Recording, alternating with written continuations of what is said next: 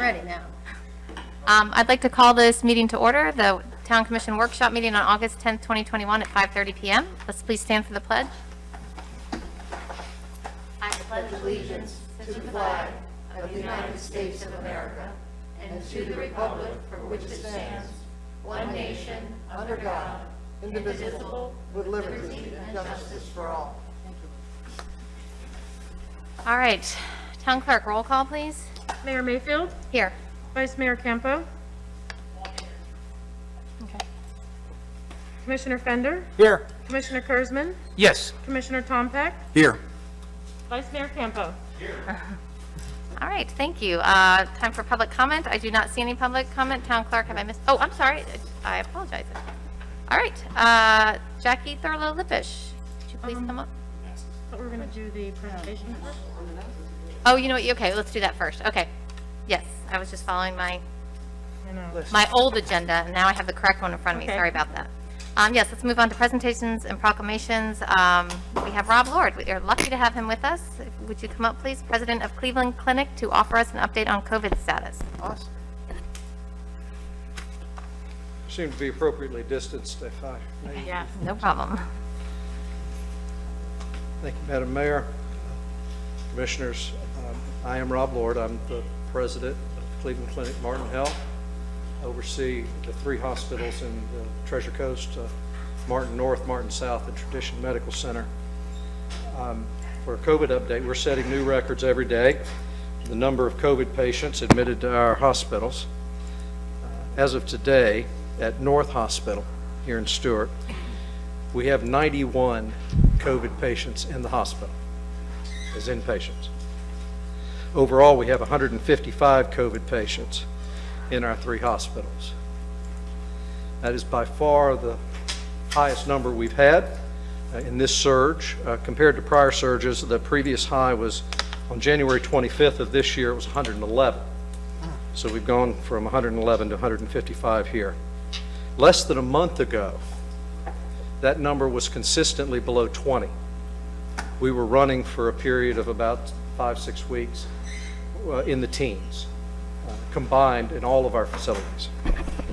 The average length of a patient's inpatient stay is 9.5 days.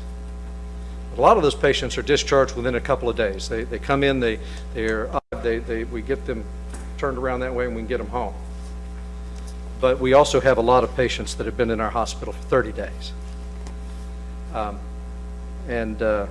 Once they get so ill that they require a ventilator, the prognosis for that patient is not as good as it was before that.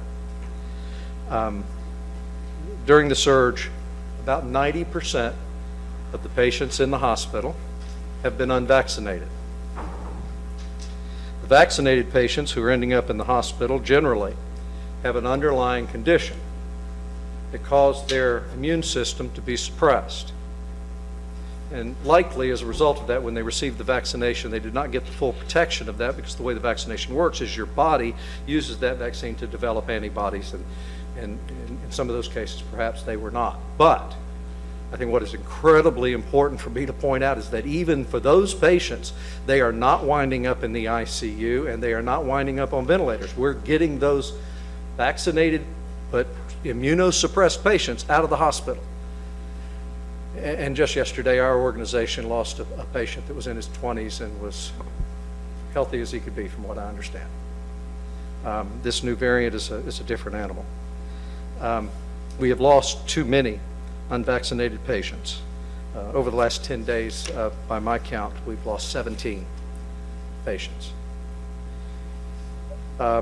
We do have more ICU patients than ever before. That's 11 at North and 25 overall. We have more ventilated patients than ever before, 8 at North, 17 overall. My last understanding is, again, that all of those patients currently in the ICU and ventilated patients are unvaccinated. As for hospital operations, I need to say this, and many of these people live in your community. I have never been more proud to work with a remarkable group of caregivers whose professionalism and skills and commitment not only saving lives every day, but it's just incredibly inspiring. The phrase frustrated is inadequate to express what I see in my organization. It is in my experience, a special brand of frustration. The combined mental and physical exhaustion, I wish I could capture that level of frustration, and I would ask that you please forgive our clinicians if they ever express any frustration to you, but here's the way I see their plight. Imagine if you'd fought a battle for 18 months, and you were holding your own, but you weren't making a lot of progress because you didn't have any weapons at your disposal. And then someone handed you a weapon that said, we can resolve this battle. That was a vaccine.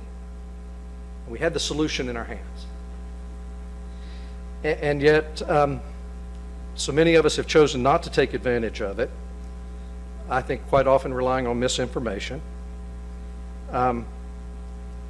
It's hard to not be a little bit irritated at someone who puts you in that position, if that's your job.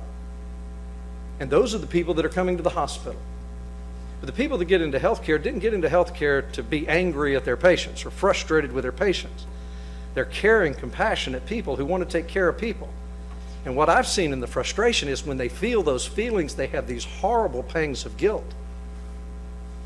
And they try to fight that off, and it's taking a toll. It is a remarkably frustrating job right now, and that just needs to be said. Under the circumstances, they're also watching these young, otherwise healthy people suffer needlessly, and in some cases die needlessly, and that's not what we do. Those people, they look at those patients, and those patients should not die. So it's a unique, deep brand of exhaustion and frustration that our caregivers are experiencing. I would ask that those of you that are praying people, keep them in your thoughts and prayers. I know I do.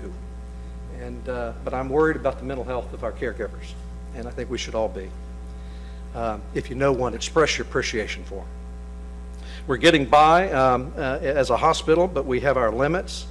Every hospital has its limits. We are challenged with staffing. There are simply not nurses available. We are bringing in just under 50 traveling nurses to augment our nursing staff. They will arrive over the next week to 10 days. And that is at tremendous expense. It is an incredibly competitive market these days. What nurses are able to get as travelers is unprecedented right now. But that's something that we normally did only in the season. Under the most severe of circumstances, we would go hire travelers in January, February, March if we had to. This is our slowest month of the year normally. And right now our hospitals are full. Our bed space is limited. The long lengths of stay that I mentioned before are really important in that, because when a patient walks through the door, most of the time, if we can look at a patient and say this patient has pneumonia or this patient needs a knee replacement, give me a procedure and I can tell you more or less how long that patient will be in the hospital. It may vary by a day or two, but here it can vary by 30 days. And so managing beds is a huge challenge.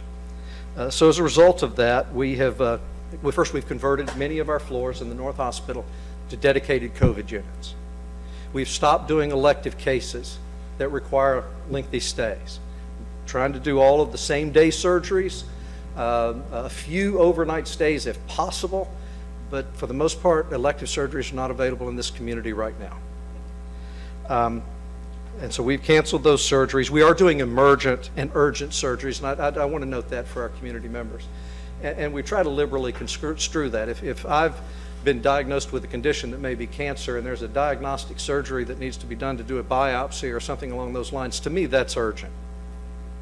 And all those patients, we're trying to make sure we get them in. But it's it's going through a process that we'd prefer not to go through. We have contingency plans to house more patients than our facilities are designed to hold. That's obviously less than ideal, and our ability to staff those beds is questionable. my message to our entire community, and I just need to get this out there to everybody that we can. This is not an inexhaustible resource. I have conversations with people around town that feel like, well, worst case scenario, I'll come to the hospital and you'll take care of me. And the answer is that's not a guarantee. We cannot guarantee that. There is a point at which it's true in every hospital in America, you can overwhelm it. We have strictly limited visitation. Again, because of the higher infection rate in the community, COVID patients are not allowed visitors. We do have mechanisms in place where they can visit with loved ones with using iPads and that sort of thing. And other patients that are hospitalized unrelated to COVID are allowed one visitor during their stay. Finally, I'd just like to talk for a minute about the Delta variant. It's not the same illness we were combating last year. Medical evidence is becoming overwhelming that one cannot rely on natural immunities acquired from having had a prior variant of COVID to protect you from the Delta variant. We're seeing a lot of patients in our hospital that thought they were immune from having previously had the illness. Children are getting sick. It was not the case in the past, and they are transmitting it. In general, hospitalized patients are younger and much healthier than they were early in this pandemic. Pregnant women are more at risk. I believe we have 2 pregnant women in our system right now under our care for COVID.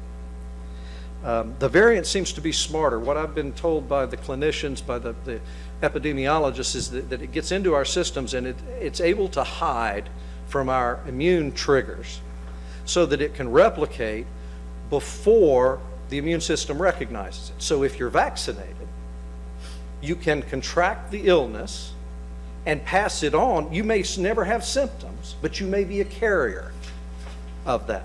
There are a few breakthrough infections, but what we're concerned about is there may be many more of us that are walking around with it, giving it to others, not having any effect ourselves.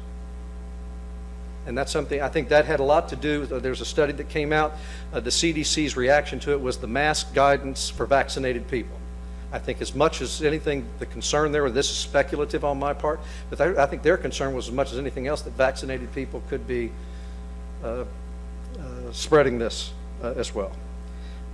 It is many times more contagious than what we dealt with previously, and it causes greater injuries and death. And in closing, I would just give you my thoughts on this. Everything suggests to me that this pandemic is unlikely to end anytime soon. I doubt that this is the last surge, and I doubt that this is the last variant. I have nothing, there's nothing I'm aware of that would justify me saying something to the contrary. Given the reluctance of so many to get vaccinated, this looks more and more to me like it will become a way of life for the indefinite future until something changes dramatically in our society. And if I were in your position, the decisions I would make would be with that assumption in mind. And I will be pleased to answer any questions. And again, I thank you for the opportunity to come and speak. Thank you very much. You had important, valuable information, and I appreciate your honesty. We do have a question from Commissioner Fender. Well, Mr. Lord, thanks for coming and addressing us and bringing current and timely information on the current surge and what's going on in our hospitals. I appreciate that. A couple of questions. First, I was going to ask about the percentage of breakthroughs because I share your frustration and the content I see on social media about people who just haven't quite accepted that this is a concern for both vaccinated and unvaccinated people. And so I want to reiterate what I think I heard you say, and you can correct me, is that there is a small percentage of breakthrough infections for people who are vaccinated, but having that vaccination seems to protect them.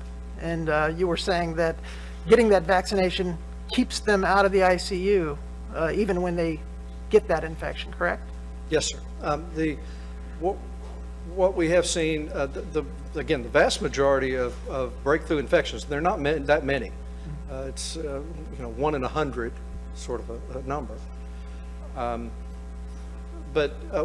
have a son-in-law who works in a local restaurant, was vaccinated, but he tested positive. He went home and he isolated himself, but he never had any symptoms. Never had any. That's pretty common for your healthier population. When you get to some of the people, the only significant breakthrough infections, not the only ones, I think the vast majority of those that wind up having to come visit a healthcare provider are older and or have, almost always have a pre-existing medical condition of some kind that is tied to this. If it's not immunosuppressed, it's they have significant allergies, or they have other conditions that we know will exacerbate any sort of respiratory condition. That's what this is. I mean, SARS is severe acute respiratory syndrome. That's the acronym, and that's what this is. May I continue? Okay, yeah. So I was also intrigued by your statistic that showed that at our peak in January, we had 111 patients, and today we have 155. So it seems like the peak now is much worse than the situation was back then, but I feel like, from your words, that these are largely unvaccinated patients, some not, but mostly by the vast majority, especially those in ICU. So this feels like a high risk for that portion of our population that has not yet been vaccinated. Yes, sir. It has essentially become a pandemic of the unvaccinated. Yeah, frightening. Okay, well, like I said, I share your frustration on social media every day of people who continue to want to convey the misinformation that this isn't a significant health risk for not only themselves, but those around them. So and we've lost members of our community in Sewell's Point, as you're aware. And also, like you said, we have great caregivers here as well, which we thank for their hard work. Some of the information going around, and I'll share this as well, and you can address it, is that the percentage of unvaccinated members of our healthcare community is alarmingly low from the inaccurate information I might have. It's alarmingly high. Yeah. I would say that we have far more caregivers than I would like. Now, when we give those statistics, we don't break it down by doctors, nurses, other members of our staff. When we talk about a caregiver in the Cleveland Clinic, that's everybody who has a badge. The vaccination rates among doctors and nurses is higher. Okay. But some of the same misinformation and I don't mean, it is not my intention at all to get political. I am apolitical on these issues. This virus is indiscriminate. It does not care about your beliefs or your politics or anything else. It is just a relentless opponent. But I've got friends that view this as a question of their personal freedom, and somehow it's become an important cause for them, and I try to talk them out of that. There are others I've talked to on religious grounds, but again, I'm a man of faith, and I find that reliance misplaced in my opinion, and I'll try and have that conversation. By the way, I'm open to have a conversation with anybody about this. Awesome. I'm not shy, and my skin is thick. But as you go down the list, it's so many different things that motivates people. It's people that believe there's a microchip in the thing, and they can track us. I mean, there's lots of stuff out there, and it seems to be at this point almost impossible. There's not, right? Pardon me? There's not. No, I don't know anybody that believes that that's possible in the scientific community. Good to hear. All right. Hey, thanks for your comments, and I really appreciate you helping us convey positive, proper information to the community, because it's definitely needed right now. Thanks for all you're doing and your team My as pleasure. well. It's an honor to be here. All right. I see no other questions or comments, but yes, I want to say thank you again. A very reliable, trusted source of good information. Thank you. Thank you very much. Have a great day. All right. Now we are going to move on to public comment. We have one public comment. Ms. Jackie Thurlow-Lippish, if you wanted to come up.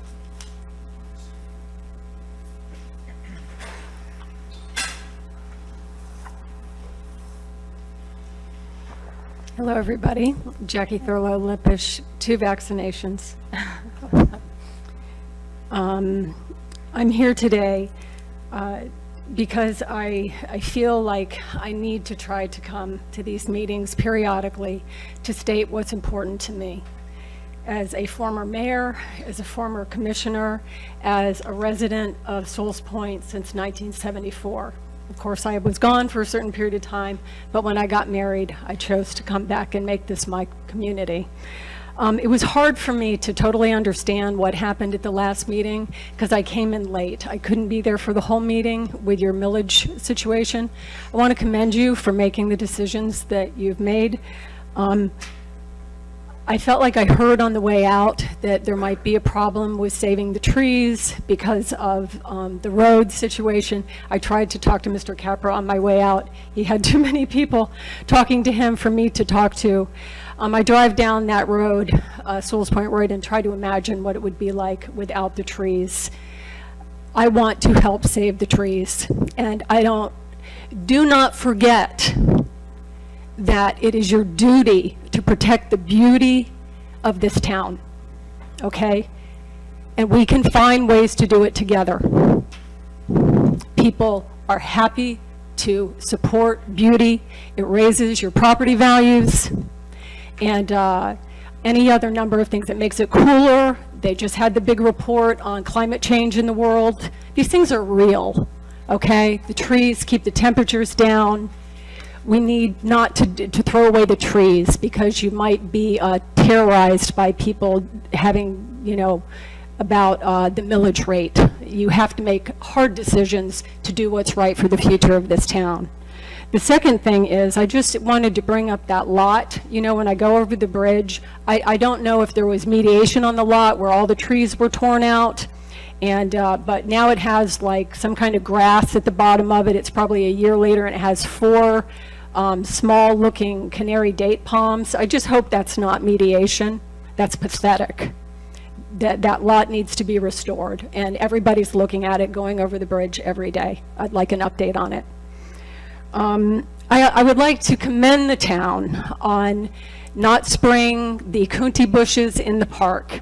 The Atala butterfly, which is a threatened and endangered species at one time, now it is threatened. Very important. Some people might not think this stuff is important. It's important. They are all over the park. They are a colony of Atala butterflies. These bushes were planted by Tom Bausch's wife, Mrs. Bausch, and the Garden Club at that time in history. And I have been to the park on a number of occasions, and tears have come to my eyes to watch little children standing there, letting the butterflies jump on their arms, beautiful black, orange, and blue, metallic, and their parents taking pictures with their cell phones. What a wonderful education for people at that beautiful new playground. That is the Sewell's Point that I love and want to live in, and I'm going to start fighting for today.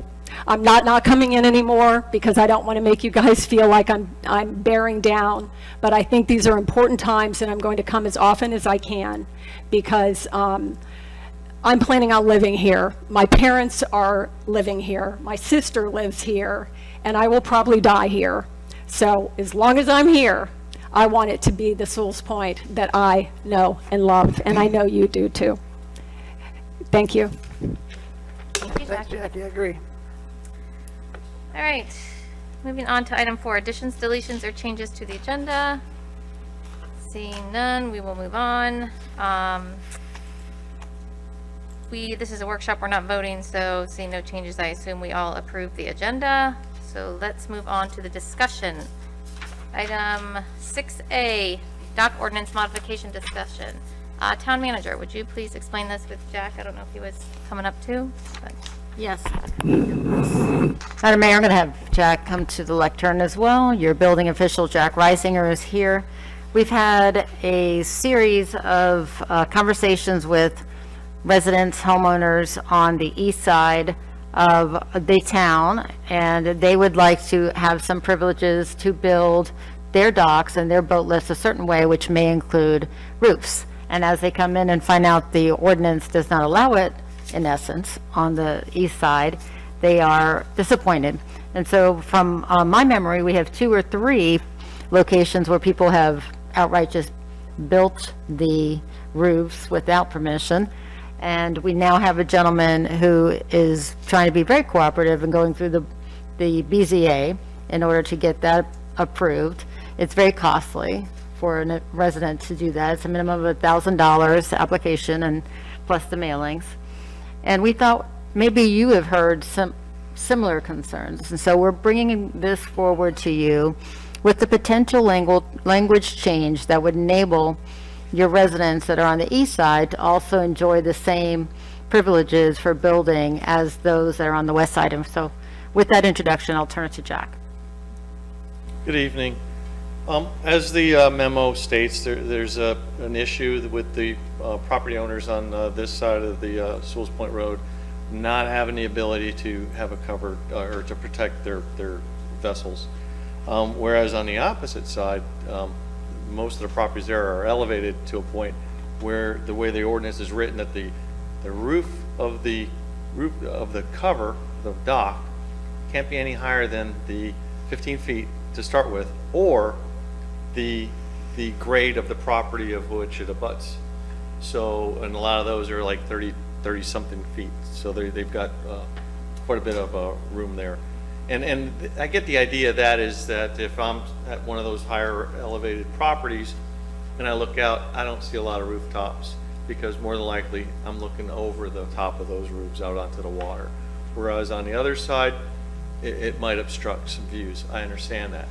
But it's the fairness that some of the residents have voiced, that, well, it's not fair that I can't cover my boat, but he can, just because of the elevation issue.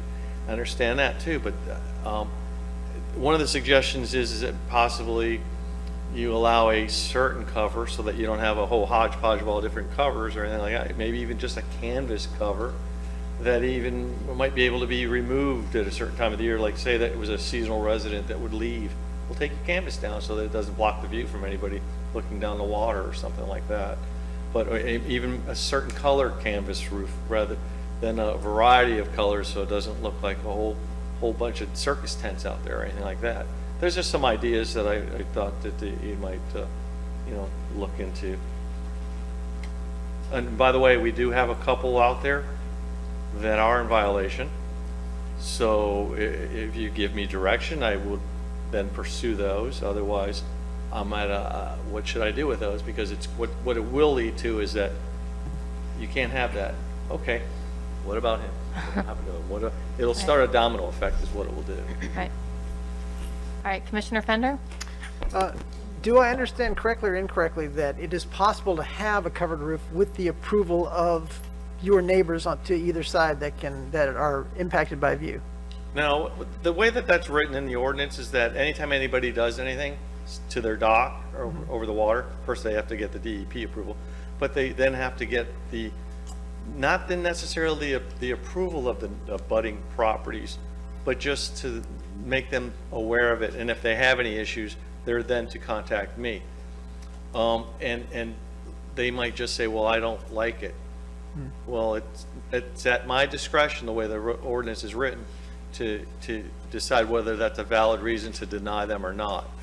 But just because maybe neighbors don't get along, that wouldn't be a valid reason. But there's it's more or less just a letter of just to make you aware that, hey, I'm going to be doing this, and if it's so you're not surprised by it. Basically, what that is. Anything else, Commissioner Fender? Yeah, I guess I'm trying to get to this, the exact wording of the proposal. Does the new wording then allow anyone to get a covered dock regardless of the objections of their neighbors? Well, there's no rewording of it like that. It's We're adding a B, right? well, you're just going to eliminate the part in it that would say the condition that you I'm trying to find the not be strike through, above I'm your sorry. It's on, grade. I don't think, the draft is on the screen, sir, if that's better for you. Okay. the second page, maybe? Yeah, but you say there was a strike through? I don't think there is a strike through. I You think said you were removing the part that, If you had to, that would be the part that would be removed, the limit on the height limit from your grade. okay. Isn't it, Jack, correct me if I'm wrong, but the St. Lucie River is the one that's deep, the one that has the higher elevation. So is there anything that you have to eliminate? Because it looks like this would cover it, because you're putting a separate rule for those on the Indian River, correct? Saying that the limit is just 15 feet? That's the way I read it. Slide back There. down a little bit. Right now, there is a limit only because of the elevation. Right, But- but isn't that what you added in, the underlined part, all other properties? Is that correct? Oh, all other properties, not St. Yes, Lucie. not- Okay, now I understand. Well, look, there's also the properties that are on the island, that basically those are canals. Okay. You mean, yeah, but you can't have a dock on the canal, right? Or like a, yeah. Nope. Okay. Yes, you can. I guess my feeling is still that regardless of what it is, if my neighbor objects, you know, there's got to be a reason why. I mean, It's subjective. In the code, it says that it would be the building official's discretion. Yeah. I mean, if it clearly said, hey, it blocks my view and look where it's at, and, you know. okay. I guess I'm just looking for a process that also allows a neighbor not to be impacted negatively. And even if you say, I think this guy should have a dock, and that guy says, he's blocking my view, I don't want him to have a dock. I mean, that to me is a neighbor problem, and, you know, he has a right to enjoy his investment without somebody building a skyrise next to him, you know, so Right. not, just to be I'd rather have a clear dramatic. cut rather than me having to be the Yeah. subjective part of All it. right, I'm just suggesting a process that includes the neighbors on either side consenting to the, whatever plan it is, right? And I don't know how you word that, but that's my input. All right, Commissioner Tompeck? I think that my question was answered, but I do have another question. It had to do with the 160 miles per hour as specified by the Florida Building Code. I thought maybe we were looking at something a little bit more conservative, 170, 175. I thought maybe we were looking at South Florida Building Code, and is it different? 160 seems lower than, This is an older code, correct? okay, We're right now underneath 165 to 170 mile an hour in this zone. okay, because I thought they put some new numbers on anything that was east of I-95. No, you're in the high wind. That would be shoreline, not here, no. Okay, so 160 is okay, or? 165 is here. Okay. That's, like I said, that's an old ordinance. It was never updated for the wind. Okay, so we're going to update that at the same time? Correct. Okay. And Madam Mayor, this language is suggestive language from our legal department, and Glenn can be happy to help you with it as well. But if you want to modify it, tweak it in any way, Right. or cancel something out, we absolutely Okay. stand Well, ready to do Glenn that. had buzzed in, so this works out. Glenn? The only concern we talked about is there is the option for a variance, but variances are hard to get because you have to prove there's a hardship. And, you know, the real question is being able to have a higher dock roof hardship or not. So if you want to allow, as Jack said, if you want to allow folks that live not on the St. Lucie, my understanding is the elevations are different there, to have a higher elevation on their dock, on their roof of their dock, then I think he's looking for some guidance as to whether it's the 15 feet that's a draft, 5 feet, 10 feet, but do you want to set some kind of objective limit as opposed to, as Commissioner Fender talked about, you know, neighbor on the left doesn't want it, neighbor on the right does, and, you know, how do you resolve those kind of neighbor disputes? And it's not fair to put him in the middle. Neighbors can give their input, but at the end of the day, I think what Jack's looking for is some guidance as to how do we enforce what's on the books, or do you want to tweak what's on the books and create a different standard for people that are not on the St. Lucie because of the different elevations? Okay. Thank you, Glenn. Commissioner Kurzman? Yes, we all received a email from H.B. Barrett today. I don't know if we saw it or not. It was in our emails. Yeah. I would like to have copies of this made to give to the town manager, the town attorney, and our town building inspector. Okay. Jack, can I ask you a question in the meantime? Sure. The dock work and the letters, you know, and we did a little bit of that, and I just want to, so what you said, the neighbors are just you're letting your neighbors know it's happening, but assuming you're following code, you are allowed to build it. There's only a problem if a neighbor's like, I don't like it, and you have to play mediator? Is this what you're saying? That's what's happened, but Okay. yeah. But the It's a letter of letters are more, acknowledgement, basically. they don't have like real approval per se, as long as the homeowner is following the code, correct? Correct. It's just kind of a courtesy and It's what it is. a get it, courtesy. okay. Yes. I just want to make that clear because it is kind of confusing in the email. Yeah. Well, Oh, yeah, Commissioner Fender. so my request of this is a letter of consent, right? I mean, as long as you have a letter from the neighbor on either side or anywhere that's in the obstructed view, and there's no objection, then you should proceed. It shouldn't, it has nothing, you shouldn't be put in the middle, is my point. And what I would say on top of that is that you said there were already a couple of these out there. Yes. That it would, I don't know how speedy this process has to be, but it would be interesting to see the look and feel of what's out there, not to well, I don't know what you said, roll them back or violate, they may be grandfathered, but I'm thinking from a style perspective. I mean, it'd be interesting to offer some style guides for a new roof builder to say, here's the things that have worked well in the past according to the wind loads. And then after you agree on, the homeowner agrees and you agree on a design, just get a letter of consent from both sides that there's no objection, and you're out of the picture, right? Well, that was my idea of offering the style, because there's, and not necessarily a manufacturer, but a style. And this one style that's out there, it seems like it's probably the easiest to remove if they had to remove it because of a big storm or anything like that. And it goes up real quick, and it's it's pleasant looking, it's not too bad. Whereas the other ones are more rigid, and I've got one out there that's got a hard roof on it with shingles. Well, my point about the speed was that I think we'd like to see it. It'd be great to have a presentation of what these look like, You're right, I could have brought that, yeah. Yeah, to that point, I thought it would be beneficial to see some pictures and maybe hear from some owners that live on the Indian River. Because I would like, I believe the owners want to Yeah. protect their boats, and that's a great idea, just to kind of, before we just willy-nilly change it, kind of get some input and see some pictures, but I like the trend. So are we able to have more information before we bring back an ordinance? I see Glenn Absolutely. has buzzed in, but no other commissioners. Glenn, did you want to add something? Well, the only other item is, as Jack's indicated, you do have some residents who already have these structures, and then what happens with code enforcement? Because technically they would be cited then, and the options in code enforcement are pretty much remove the structure or pay a daily fine until it's in compliance. So that's another reason, because you not only have folks who want to do this, Right, but you have folks that already have done this.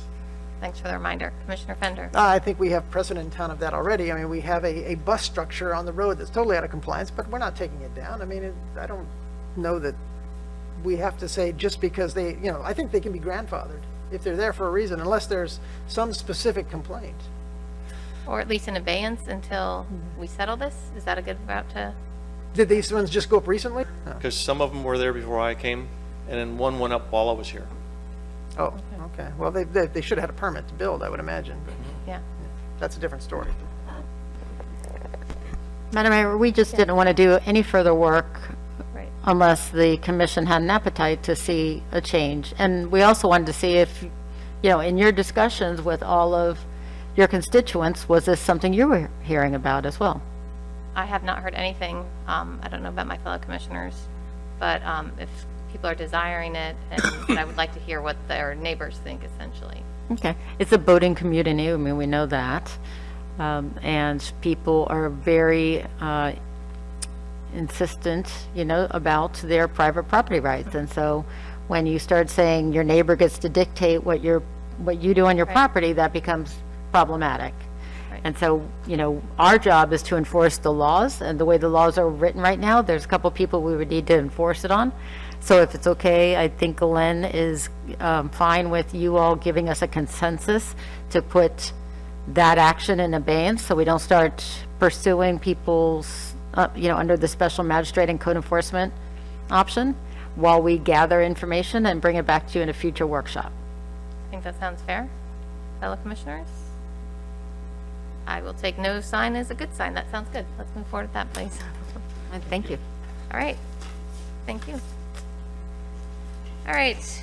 Moving on to discussion item 5B, the follow-up discussion for the July 27th, 2021 meeting. Yes. I asked to have this put on the agenda. I have a little thing I'm going to read. At the town meeting on July 27, 2021, Vice Mayor James Campo made comments during the trim rate discussion that, as the mayor, I believe warrant a response. After stating his position on the potential tax increase, he went through a list of items that involved the town that he took issue with. After he finished, I stated that there were probably two sides to some of these items, but in the interest of keeping business moving forward, I stated that the meeting wasn't the time for it. Some time has passed, and I wanted to specifically address one of the issues he raised. In January of 2021, I stood in front of the Martin County Legislative Delegation as the mayor of Sewell's Point to present our request for appropriations for the 2021 session. $900,000 for Phase 2 of the South Sewell's Point Road project was one of the asks and was the priority. The outside contracted town engineer, the outside contracted grant manager, the town manager, and I were involved and put forth much effort and hard work to secure our best chance of being awarded this money.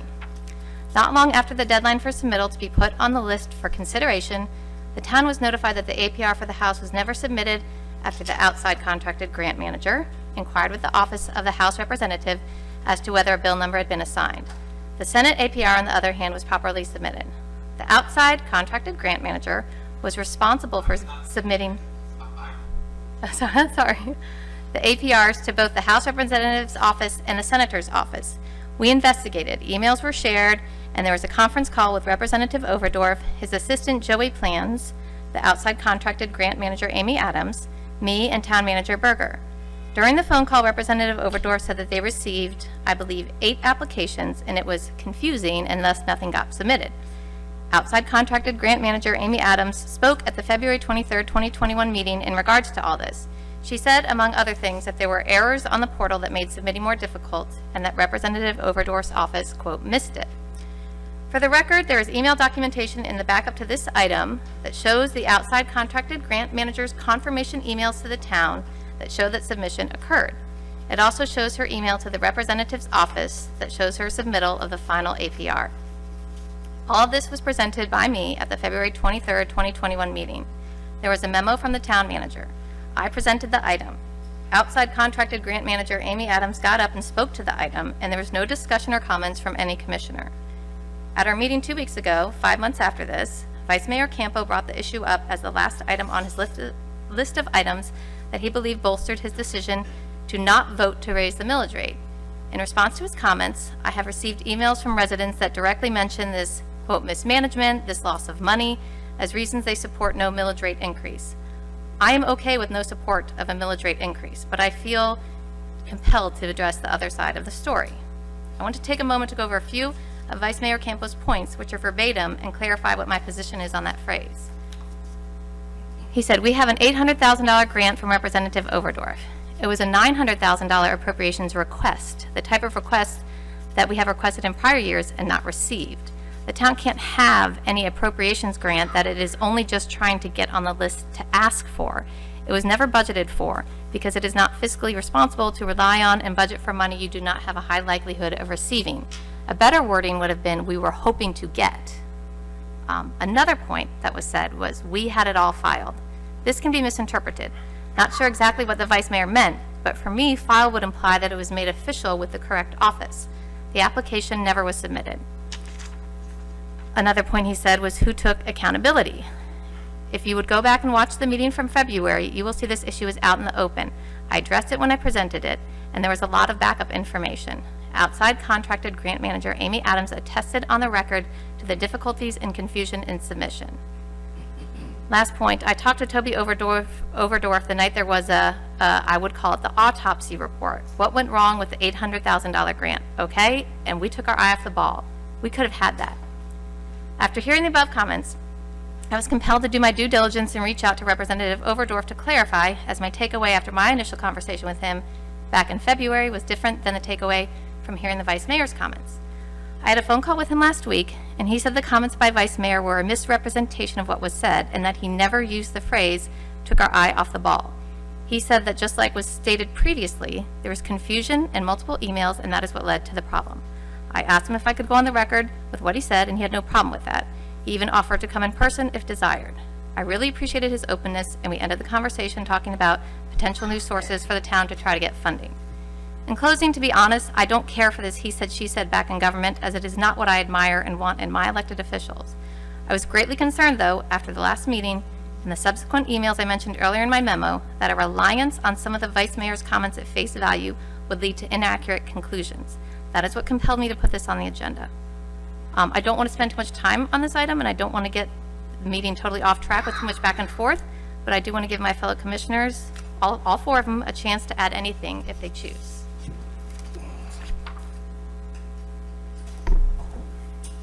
Commissioner Tompeck? Thank you. I was deeply disturbed by some of the comments and discussions at the last meeting as well. We were talking about the millage rate changes. You know, I'd really prefer to talk to Vice Mayor Campo directly on some of these, but sunshine laws dictate otherwise.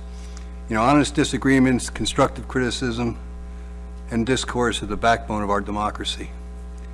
However, we should all understand that when politics enters the room, good governance leaves the room. That was discouraging to me, and that's exactly what happened at the last meeting. And I think it's important to identify some of the specifics to make my point. First of all, this may be a little harsh, but Mr. Campo hijacked the millage rate discussion before staff was allowed to make their presentation. That was wrong. I'm disappointed that other town commissioners, including myself, allowed that to happen. We allowed him to politically grandstand for the benefit of the audience while talking about items that were not remotely associated with the millage increase. We should have stopped that as well. I was disappointed by the criticism leveled against the town manager and town engineer, which was inappropriate for the millage discussion.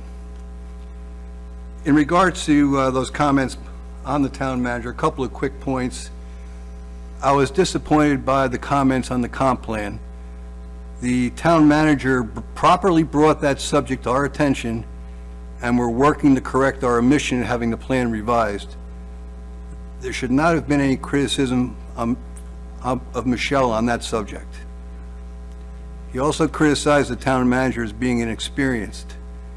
You know, I recognize she's only been here a short time, but Michelle has extensive government experience and thoroughly understands the job and is doing great. Let's remember that she's essentially a one-person show, and she's shown excellent breadth of knowledge and on a variety of subjects. She also knows the statutes and the laws. Is it fair to criticize her for following the state statutes on purchasing in terms of requiring an RFP for selling property?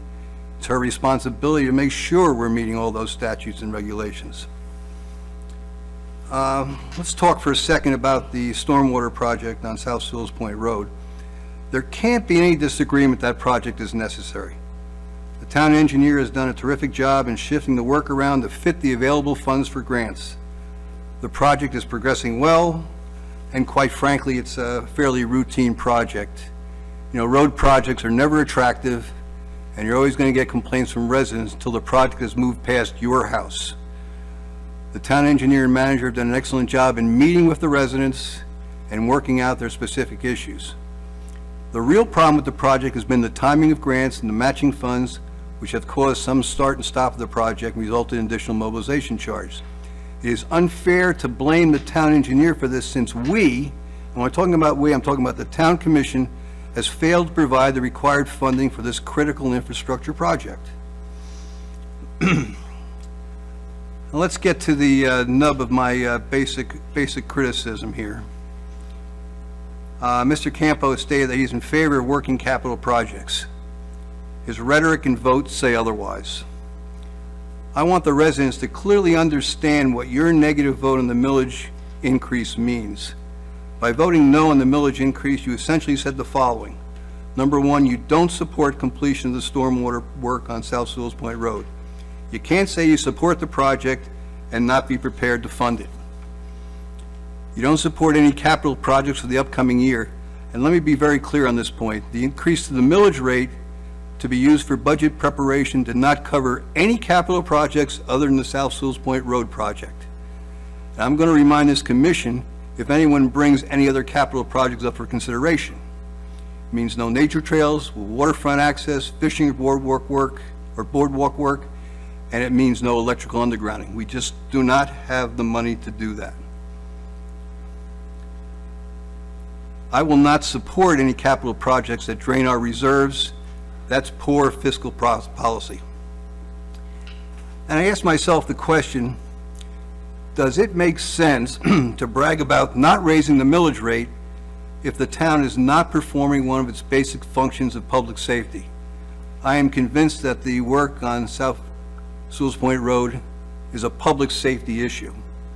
So I don't understand why one would want to brag about not raising the millage rate if we're not performing our basic function of public safety. I hope that we can move forward with some good governance for our residents and leave some of the political nonsense behind. That's our job, and I think we have the right people on the commission to accomplish that. I think it's also important to understand that there's not one commissioner up here who's not fiscally conservative. It's not something anybody wanted to do in terms of raising the millage rate. It's something that was absolutely required to finish that project. And James, I'll apologize to you separately outside. Thank you. All right, Commissioner Campo. Let me get hammered all over. All right, Commissioner Kurzman. Just take this off for a second, because I can't hardly breathe and talk at the same time. The first thing I'd like to discuss, pretty much what Commissioner Tompeck was going about, as well as the mayor. The first thing I'd like to talk about is the line of credit. We've discussed this. It was in the packet. It was before Friday. I think it was Thursday. We also discussed it previously back on April 3rd of 2020 in a meeting. And I've got to say you were consistent. You didn't like the idea then. And that's fine. We all are entitled to our points. At the time, you didn't like about the possibility of spending $5,000 on legal fees. But at the same time, if we would have gone that line of credit, I think we'd be ahead. But that's water under the bridge at this point. At the April 28th, 2020 meeting, the town manager provided an email from Ecost Bank waiving the $5,000 setup loan fee, and the town would be responsible for legal fees to facilitate the loan request. Also, the town attorney reminded the commission that the town could go out for RFP for competitive offers. No decision was made, but at that time, by the commission to move forward. The line of credit, which I continuously mention, could save the town about 30% on the project's cost. None of us could see the future, but it would have been about 30% savings if we would have gone for it then, looking ahead. Then about 18 months ago, also talked about getting a loan available from the state of Florida for 0.53%. And once again, nobody wanted to back me up on this at the time. Most people weren't here at that time, and we didn't move forward with it, so it was dead. The other thing is the gas tax, and that's something I followed up with the town manager immediately, and this is going back when she first started. And what it was, there was misinformation left on the website that wasn't there. It was something that any one of us would have seen that, it would have looked like something's missing. I give kudos to the town manager to catch something like that, when most of us didn't even know it was out there. And she was sharp enough to catch it, and she mentioned it almost immediately, within a couple of weeks, that, I'm sorry, but there's nothing there, but we are getting 2.25%. That is our share from the county that we get on the gas tax. So I'm aware of that. And I got the information over here. This goes back to a meeting back November 28th, 2017, when Town Manager Walker was here, but nothing was updated. Building inspector. Most people do not realize that man generates more income for this town. When he first came in, and God bless him for coming in, because inspections were not done accurately. We weren't getting the roofs inspected because the previous town inspector did not want to go up on a roof. We also had a second inspector, and a few of them actually. One was Bo, who works for the county, $100 an hour to have him come in addition to what we were paying John. Plus, I don't know if anybody's aware of this, this town manager does not, our building inspector gets, what we're paying for health insurance? $0. And also, when you look, it's the permit fees that he's taking in almost immediately, month to month, he was doubling what the previous building inspector was doing. And most people may not be aware of this, but when you collect those permit fees, so far in the first 6 months of this year, he's collected $500,000 in permit fees. What does that pay for? It pays for his salary, it pays for Lori John's salary, it pays for a portion of Jeff the handyman, it pays for part of his salary. It also pays for his truck, paid in full, mind you. You know, we've been more efficient. We've never collected these kind of permit fees, not even a fraction of it. We've had times with the previous building inspector couldn't even cover his own salary in fees. So I commend our building inspector, and he's been a blessing to this town. Thank you very much, Jack. And the other thing is the previous building inspector, what he's allowed, he wasn't looking any, he wouldn't allow, keep on top of the swales. We had continuous flooding because of that. In other words, when a home was being built, he wasn't asking for that. There were a lot of inspections that were done inaccurately. Missing things, I know, for example, even on my home, the former building inspector signed off that it was a 500-gallon propane tank when it was 250. I was supposed to have impact glass when it wasn't impact glass in certain areas. A lot of things weren't up to where they should be. Then I'm going to hit the next thing, the town's comprehensive plan. That is something that is state required. What we had before was very old. The one on file was a Xerox copy from years ago. The updated submission was done in 2008, written by Chief Tina. We did not go out for we went out for RFP, not required by law according to our attorney. We didn't have to, but we only got one bid, and that was the one who responded was Bonnie Landry and Associates. Once again, the town manager did nothing wrong.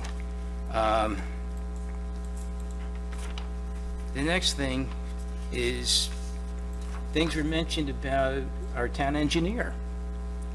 The project going over cost is not correct. One of the things we voted for, and I have it over here, was recently we voted for 4-1. James, you did vote against it, but we voted to get the pump, generator, trailer. What the purpose of that was to take water out of, like, it could be, first of all, it keeps it portable. So if there's a home that's flooded or a space that's flooded, we could actually bail people out of the water. The other thing is when you get king tides or something, the pump will now go, and now we have two pumps pumping water out of an area, which it's a great thing to have, especially when this town is known to have flooding issues. This is something that was really important, and you know, this is really what was going to make this project work. So, and the other thing is we've also had where we had a work stoppage. As some of you may not be aware, the tribal council would not sign off. We waited 18 months or almost 2 years to get this paper signed off. What happened was, by not having the money, they had to stop the project, and it's not like we could do it. It has to specifically come from that grant, the money that went on. So that's why the project had to stop. Originally, it was beginning of around $150,000 for us to reset up. Our town engineer renegotiated, got it down to, I think it might be $30,000. And to date right now, because of we had to add additional things into the project. This project started, actually, James, when you were mayor. It was underneath you, and I commend you for actually doing this. That was a great, something I appreciate. That's what got me involved in the meetings. I saw Margarita Mandalay back when you first became mayor, and I was on there. And at that time, it attracted me in. I was against it because I didn't understand it. And I was against it. I even argued with then Mayor Luger about it, which I'm sorry I did. But when I actually spent time to learn about the project, what it does, the resiliency, and how it really saved a lot of, it's taking up water that would normally be laying on people's lawns, on the road. We've had some pretty heavy rains over the past few weeks, and for the first time, we're always the first ones to flood down there. It never really affected my property but a few times, but I know my neighbors were all flooded underwater. And now what happened was, when you leave the property, now we have to go back on River Road, because when you go down right past Oakwood, you have to make a left now, because all of the road is flooded up to the banyan trees once you pass Oakwood. So you got to remain on River Road. You can go up till you get to Ridgeland, and you can make a right and get out without going through the water.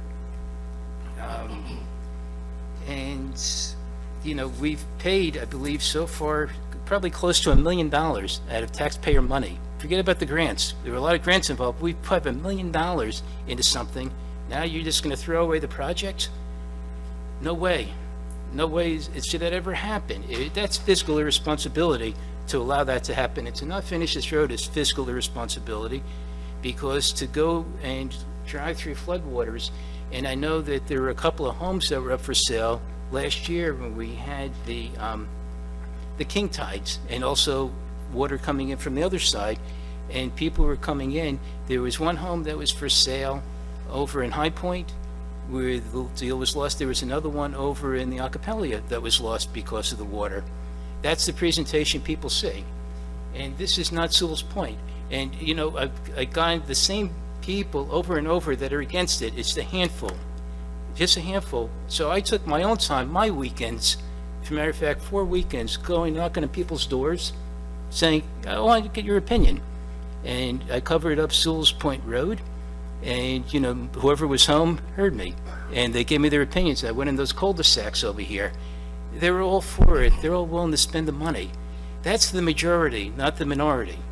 I understand there are some people that just don't want their taxes to go up. It doesn't matter what it is. They could care less if the people on this road are 15 feet underwater. That's their problem. And then I have one lady that lives up on River Road. When she had a flooding issue, I ran up to her, and I wanted to see what's up. I went to that house 3 or 4 times to see if I could help her with her flood. But then all of a sudden she writes a letter to us saying she's against the tax increase to help the flooding. So, you know, there's hypocrisy there as well. It's like, if it affects me, forget it. It's not, you got to do something about it. But when it affects other people and the rest of the residents, how many people live in High Point or have to go past those banyan trees and drive through that? It affects them. People don't want to drive through that. It doesn't matter if you live on Sewell's Point Road, High Point, River Road. People are just tired of seeing water in the road. That's the majority of the town. And so not doing anything is fiscally irresponsible. The other thing is, there was something said, so we weren't nearly that much over. As a matter of fact, if you take out the pumps and stuff, Joe came under budget. And don't forget, there's also, we had labor shortages that affected us. Materials were in shortage, and of course the prices were jacked up. This has nothing to do with our town manager, or our town engineer. They did nothing irresponsible. This is a project that's been in the works for over 6 years before I was a commissioner. And the other thing is, I want to go through, there was also mentioned that something was done in the project where something was done and they tore out pipes and concrete and everything else after they did it. That's 100% false. Never happened. I'm on that project every day. I talked to Wes Schaefer, the foreman. I talked to him several times. He said that never happened. I've talked to our town engineer. He said it never happened. I don't know where you got that information from, but it's inaccurate and incorrect. And it's very hurtful to a reputation of our town engineer, who's been here since 1980-something. And he's worked very hard, and he's been very loyal to this town. We've been very loyal to him. It's been a good two-way relationship, and he's earned my respect 100% since I've become a commissioner. All the mistrust that I had when I first coming in, to be honest with you, I didn't care for him. And if he was fired, I would have cared less. You know what? My opinion's done a 180. I think he's one of the most outstanding individuals I've ever met in my life. And I think he's honest as the day's long, and I don't think that man would do anything unethical. And I'll swear, let's take my life and I'll bet my house on it at the same time.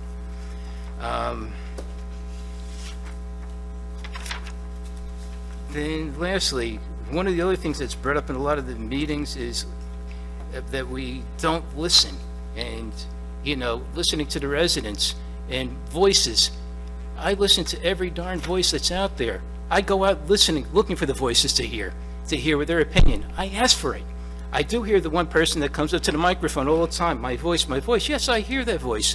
I hear yours and maybe about another 20 like it that are out there. But you know what? I could say easily over 100 some odd people that I've talked to representing individual homes, I'm going to say, well over 80% of the people, once they understand what the project's about, they're for it. As a matter of fact, there were 4 people that came up to the microphone already that said they were against it.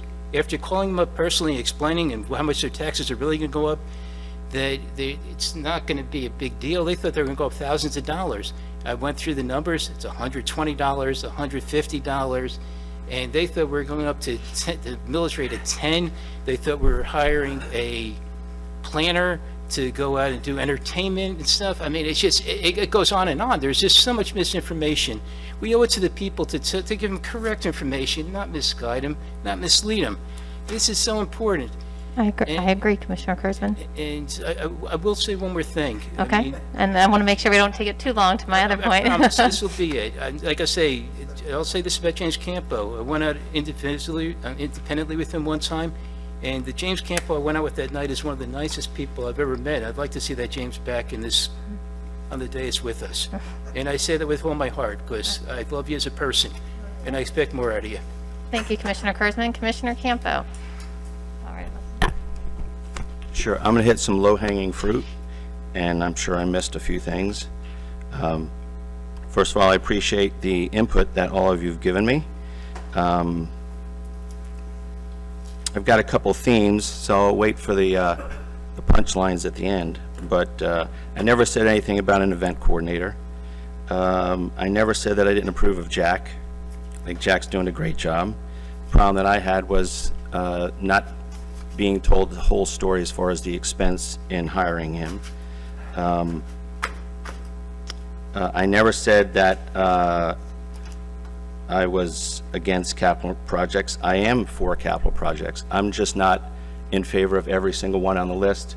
That has to be done immediately. And to call that disingenuous, you know, I don't want to get into the whole he said, she said either. But there's a way to go about things, I think, and you know, here's kind of the punchline. Septic to sewer in Sewell's Point South is economically unfeasible, okay? I mean, we could dance around that, but the vacuum system, $2 million of engineering costs, it's just really going to be a hard pill to swallow. We'll never have chances for paths and all these other things because everything is going to be sucked down that rabbit hole. As far as South Sewell's Point Road, there's a problem with just labeling that. Is that stage 1, stage 2? The project, everyone kept saying the project. The project that we're doing now has been referred to stage 1, phase 1 and 2. No one's ever said that that's not going to finish. That was the part of the river that was the most vulnerable. I mean, we were within like 3 feet of the road being into the river. Whether we continue on all to A1A, I think should be based upon a plan with firm numbers, firm estimates, and firm financing. And I think we've just gotten fragments of that. I am in favor of capital projects. And I just tell you, I've done more capital projects than anyone in Sewell's Point on the commission. I've walked the walk. I've gone to Tallahassee. North Sewell's Point, $8,000 with no costs to the town, no hard costs, okay? Now, if we could come up with that solution in South Sewell's Point, great, but the number's over $30,000. Now, I never said, Toby said that you took your eye off the ball. I never said that. I said you kept the eye off the ball. And actually, I never said you kept your eye off the ball. I said we did, and specifically, I think Michelle Berger. Now, if you want to jump in front of the bullet, you know, be my guest. You're really the presiding officer of this commission. For you to jump voluntarily in front of the accountability of the town manager is your right. But if you do that, you know, you're going to get hit with some collateral damage. The town manager and I had a conversation, and I would like to pass this out, okay?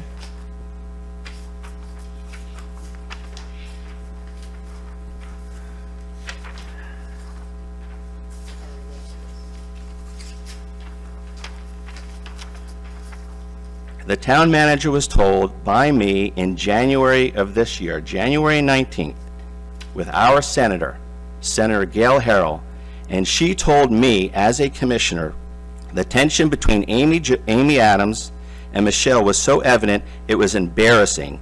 If you want to get anything done in Tallahassee this session, you need to get them on the same page. Okay, James? That's what Senator Harrell told me, okay? I brought that to the attention of the town manager. If you want to jump in front of that, Mayor, you can. I didn't aim that at you. I said, who's going to take accountability? Hoping that the town manager would say, me. We'll get it next year. And these things happen. When you go to Tallahassee, sometimes Chloe's out there, it's the first time, maybe it's the second time, maybe it's the third time. Glenn, that's actually for the clerk. Okay, sorry. So, I don't stick around town hall drinking coffee and going over things. I'm not Vinnie Burrell, okay? He did a great job. That was his way of mayoring.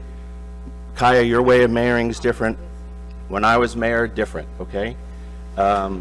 I think the town manager, let me tell you the two first things that I learned when I was on the commission by Jackie Thurlow, and she can back me on this. The first thing is, before you speak, you have to press the button, okay? The second thing was, the five of us are a commission. We are a unit. We do not represent the town manager. We represent the taxpayers. We're going to have 4-to-1 votes. Again, Dave, we're going to have 4-to-1 votes on the truck, try to come up with a consensus. I represent a constituency within Sewell's Point, and we want that constituency who has paid attention to the fiscal conservative walking the walk, Commissioner Tom Peck, and talking the talk, and we want to keep them on board. Our mandate is a moral mandate claiming that we have the authority to tax. It's not just, hey, the reason that, a dog scratches his nose because he can. We don't want to be like that. We want to be a group of leaders that take everyone's perspective into account. Now, as far as, so if you don't want to hear from that constituency, I don't know, I heard a lot of people, and I didn't round up the troops. I heard a lot of people saying my name and clapping inside and outside. So if you want to just ignore those people and walk away, you're going to have a problem. Here's the reason why.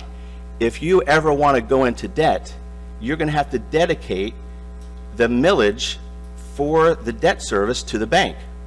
It's just like if you were a landlord and the bank wants to know about your leases. They want to know what income is being generated.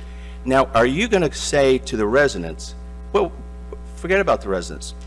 Are you going to say to the bank, okay, we're taking out a big loan, and there's a bunch of people that don't believe in it?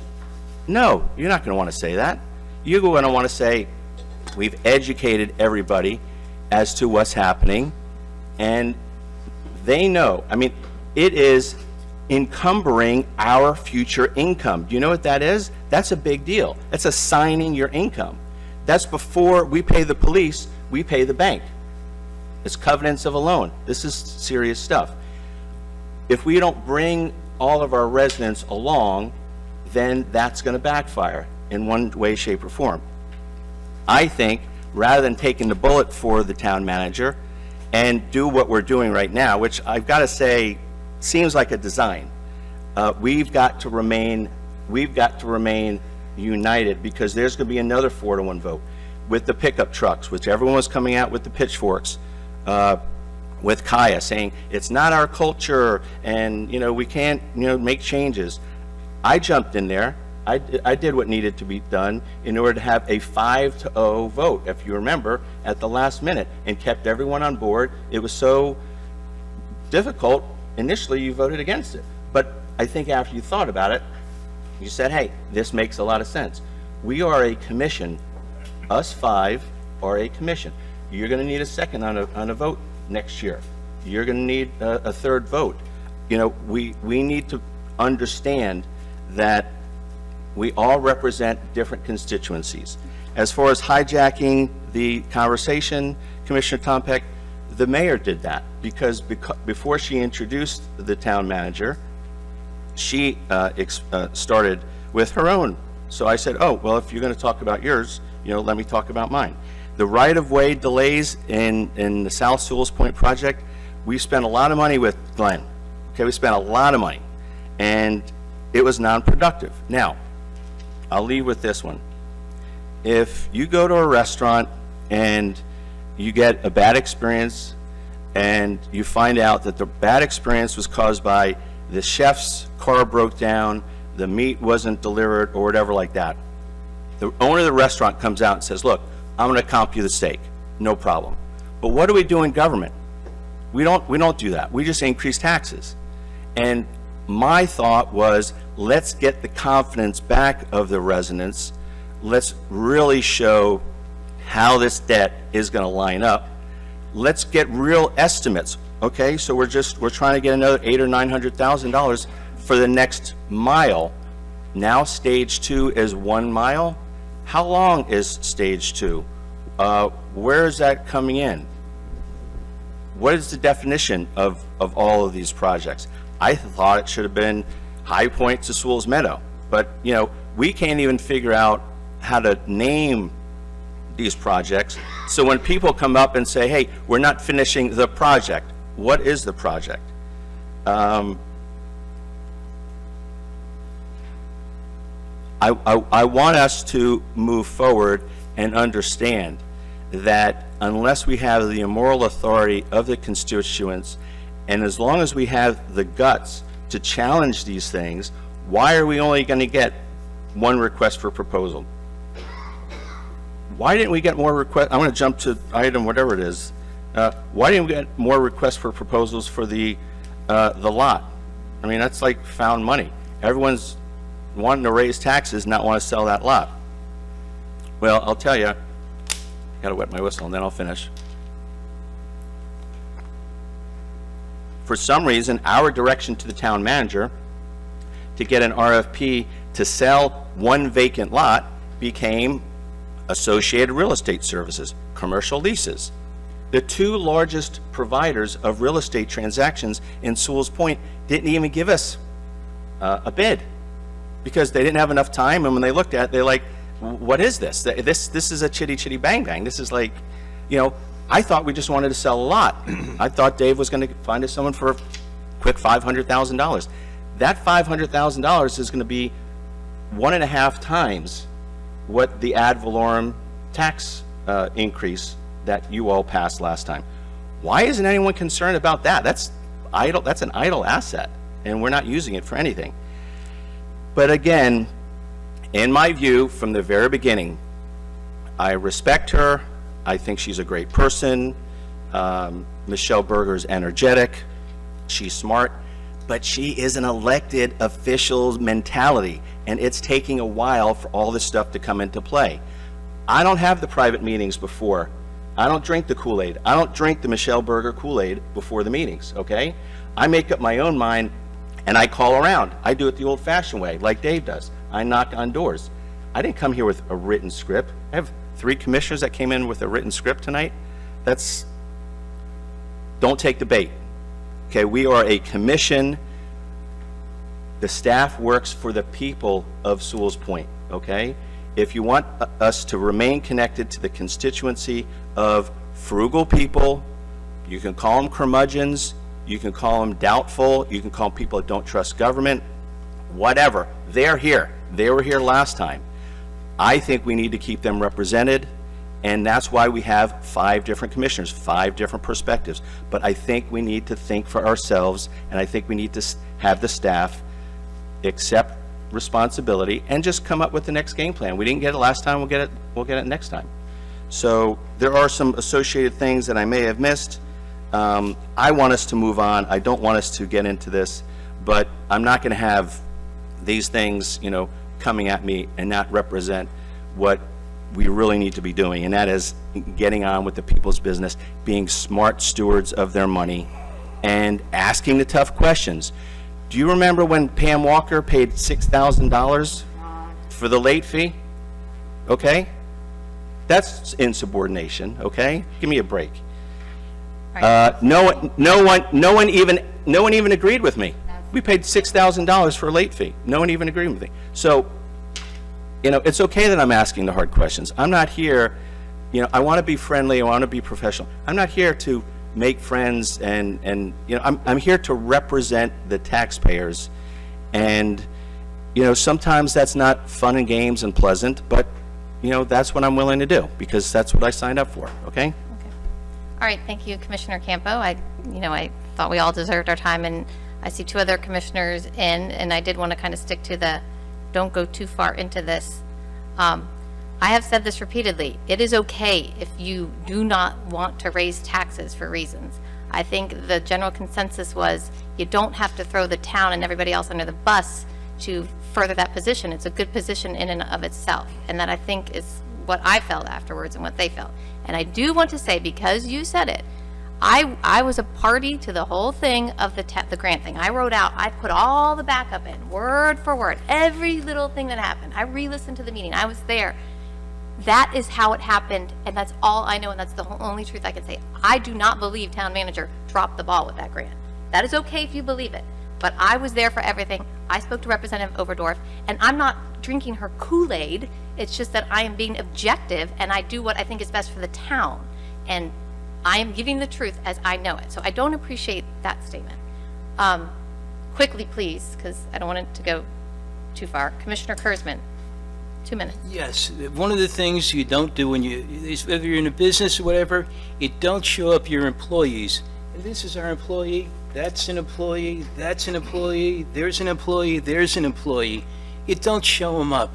If I have a problem, and there are times I don't agree with Michelle, I'll talk to her first. I'm not going to bring it up in a meeting full of a whole full house. It's the wrong thing to do. Belittle somebody, and that's always belittling. And the same thing, when you talk about Jack got his truck. Jack earned that truck because he brings in the fees once again. And to say what you said about our basically it made like Joe just went right ahead and just went crazy with a checkbook and doesn't know what he's doing. He had to tear down the project. That was your words, James. Okay, all right, no. I'm just saying. No, we're not going to wrap it up, Dave, and then we'll give John Tom back You a call turn. the man. The man always takes your call. Everybody in here will take my call. I've called every one of these people. If I don't understand something, I'm not sure of something, I give them the respect of a phone call. And you know what? If I don't get the answer I like, and I will call them out. But it's never happened. The people I found, the employees, as I'll refer to them, have been very cooperative and worked with, any wishes. And sometimes, like I say, I may not agree with every one of them, but I call them out on it. I don't call them out over here. I talk to them, and then we come to an agreement. Okay. And things are done amicably, And also, when you said that, indirectly, you hurt your other 4 commissioners around you. They made it sound like a bunch of bumbling liberals that just want to go out and spend money, and it wasn't the case. The tax money's going for one thing. The tax increase is going 100% to the road improvement and to correct flooding. That's all it is. Okay, thank you. Thank you. Yeah, thank you. Commissioner Tom Peck. Yeah, just one quick item, and I think this is an important issue. One of the things in listening to some of our residents, we need to do a better job of explaining the road project. They don't understand the phases, they don't understand the parts, and I can understand that their problem with that. So I've talked to the town manager. We need to figure out a way to do that. If it's a series of, and don't get me wrong, I know Joe's explained this to us ad nauseum, but we still have, most of the people still do not understand the different parts of the project. We need to figure out a way to better communicate that. Okay, all right, thank you, Commissioner. 30 seconds, and let's all keep it kind now. George, whose property abuts the project, was the one that told me that there was the pulling out of pipe and curbing, okay? He's ground zero. Thank you. All right. Okay, so though it gets a little tense, I do think it's important in a working relationship, to Commissioner Tom Peck's point, we don't get to talk about this anywhere else but right here. But I know that when I walked away from the meeting, I felt like there were things that needed to be communicated. And I think it is important to communicate with each other and to have clarity and to, so that nothing festers. So that being said, I was just wrapping it up. Commissioner Fender, you never buzzed in. Just did. Commissioner Pender. So just to that point, and I've listened patiently to all sides of this argument, and I cast my vote last week too. But I would say that the people's work got done, right?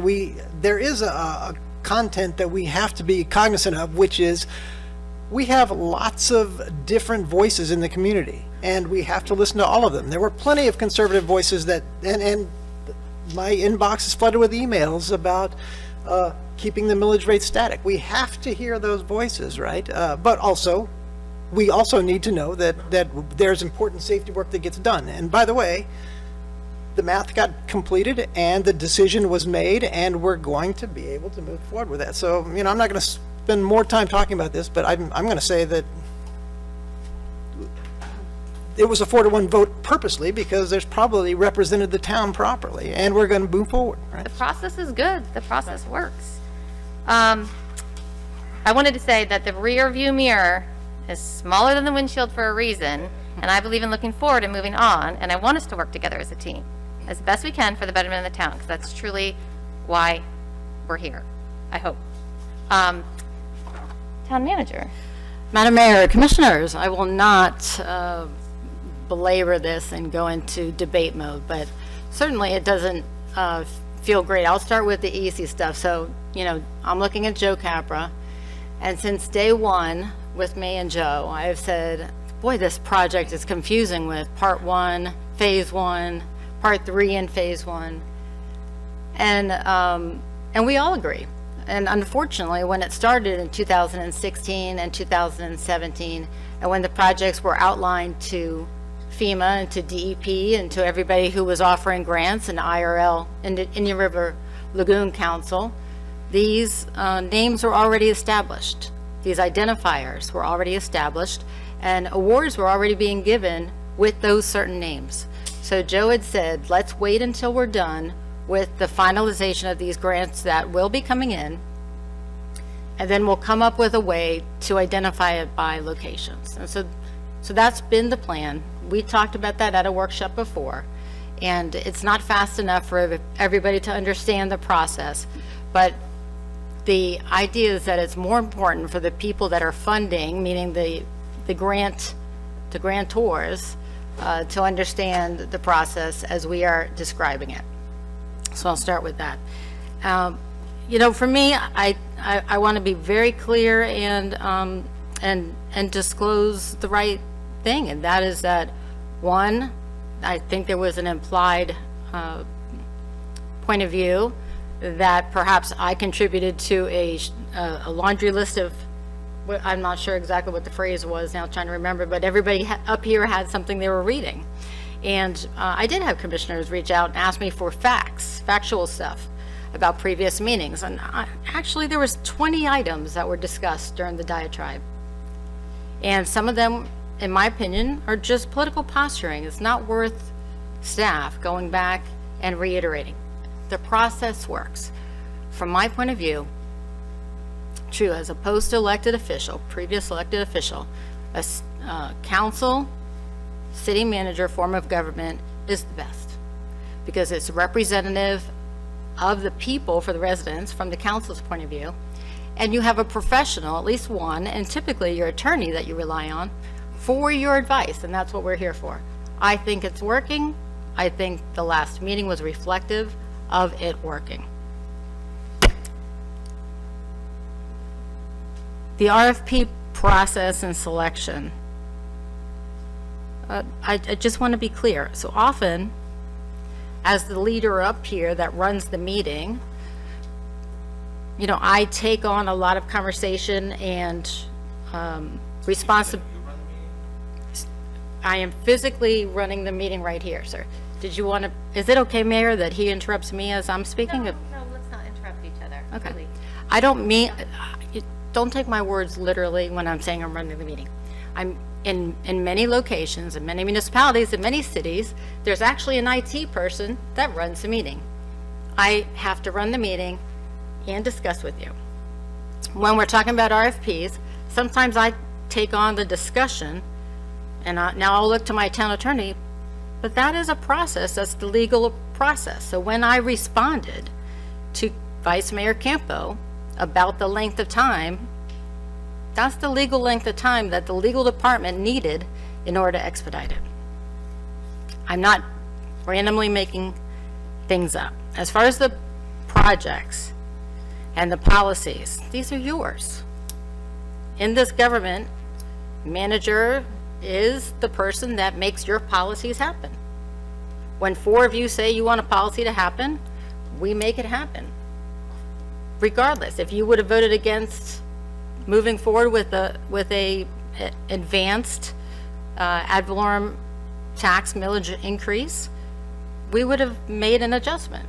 We're just following through on what your policies are from 2016 and 2017. We are here to instill confidence. And so when there's a directive that you would like to move forward on, it is staff's commitment and goal to present something with confidence for the commission to take back and use that information to present to your constituents. We hope you're doing that. Again, I'm not going to go through each and every item because each and every item was vetted at a meeting. If there's a perception that was different, that's okay. And speaking of that, since something was handed out to you, I want to make sure the full record gets handed out. So if you'd like to go ahead and pass this down. What was handed to you before was the email that I received from Commissioner Campo at the time on January 19th, 2021, or maybe you were vice mayor then. And it was surprising, actually. And I discussed this with my attorney at the time, actually, because I thought, I'm not sure what to make of this email. This email, to me, feels as though, is it implying that I just didn't seem to be getting along with somebody? Is it implying that I should be hiring somebody's friends? I wasn't sure. So I was going to bring it to the commission under staff comments to say it made me uncomfortable.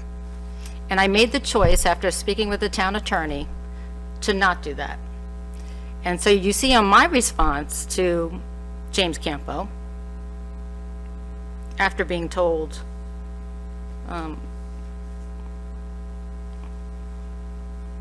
basically that I should have, the short version of this email is that I should have spoke a different way on this conference call. And my response was, I'll ask for feedback from the mayor since she was on this call. And I'm glad they love Amy. That is the goal. The goal is for people to like the people that we're all working with so that we can get the funding. I know prior to the call, Amy and I spoke and she said, in quotes, it's important they see us on the same page, end quote, which I thought was strange considering I never said anything about us not being on the same page to anyone outside of our industry. I thanked you for the feedback. Thanks for the feedback. I'll internalize and adjust. I then went to the mayor and in a very clear way to make sure I wasn't breaching sunshine, I just asked for feedback on the call that we were on and in no way received any feedback that the call sounded inappropriate or I did anything other than sit back and make sure I allowed Amy to lead that call. So again, I recognize that you're not happy with me and my performance. You have made that clear since the day that you interviewed me. It is not a secret to anyone that's on this dais or that watches it, and I'm quite okay with that as long as I still get the performance ratings. And again, I will say October, you may be clear of me. That is when my contract ends. But I clearly sit here confidently in the fact that I have provided very good governance, I have saved you money, this town money, and I am acting absolutely in the best interest of the town of Sewell's Point. Okay, thank you, town manager. All right. I can't remember if I finished my whole line of moving forward, but yes, I believe we did. So we're gonna close the book on this, and we're going to move forward. And now we're moving on to commission and staff closing comments. So for staff, number one was the Quality Cities article on TOSP. I believe last meeting it was the color version of the actual magazine was, and I hope that you guys saw it in there because it looks a little bit prettier in the real magazine. I'm going to pull it up for you as I run this meeting.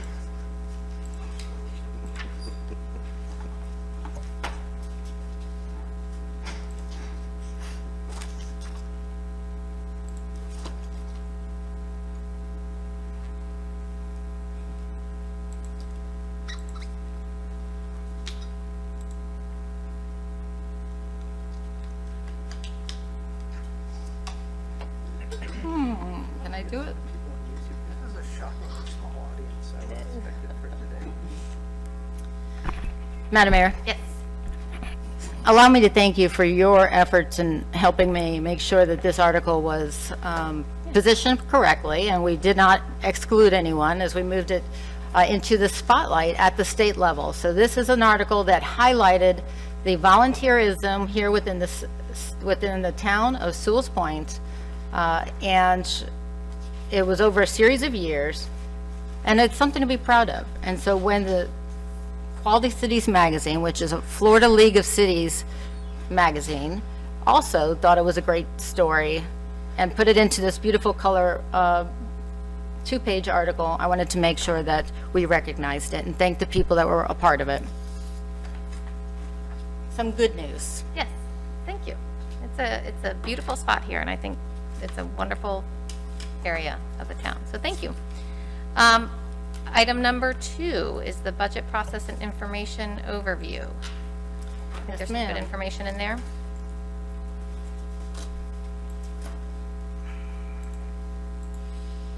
Okay. So there's information in there for your reading pleasure. Let me get to it on mine.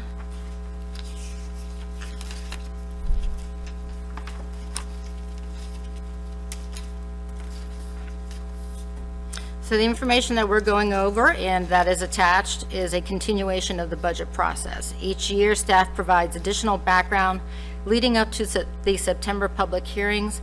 This document is offered in good faith to the commission for continuity of clear truth and millage.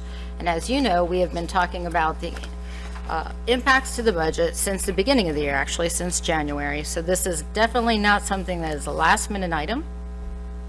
Town of Sewell's Point for this August 10th, 2021 workshop. Here's our town commission.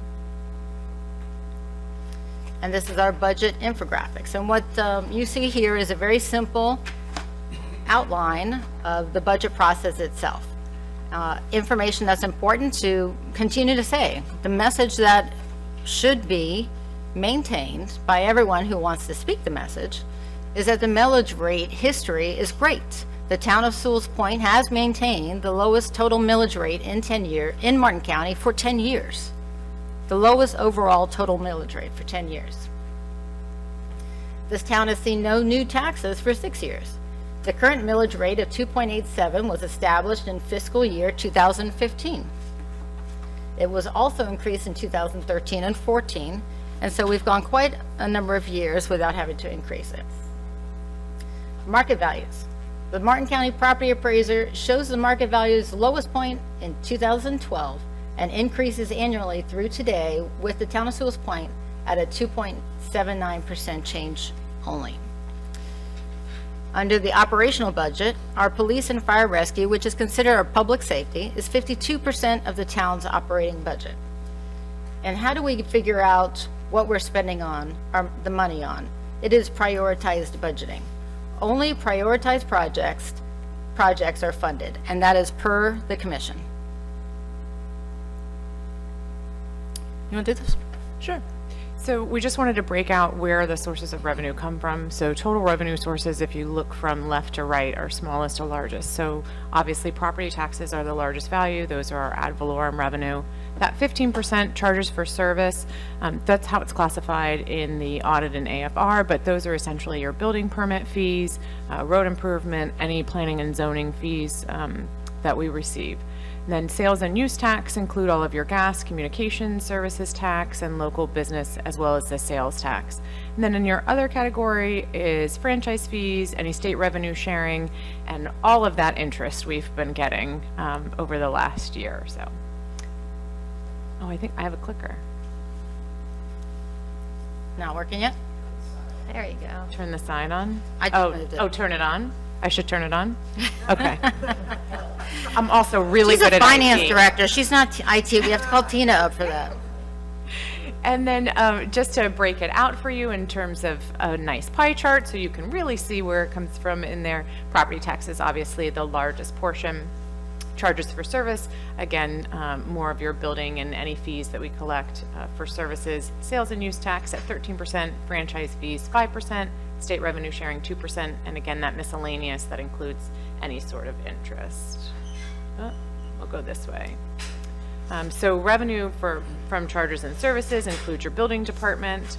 Total construction permit fees collected year to date for this fiscal year are over $450,000, which is 64% higher than what the original budget was for the 2021 budget of $275,000. I gotta learn how to go forward. So again, your market values, you've seen this before. This is the 2021 preliminary taxable values. Again, a large portion of the town is homesteaded.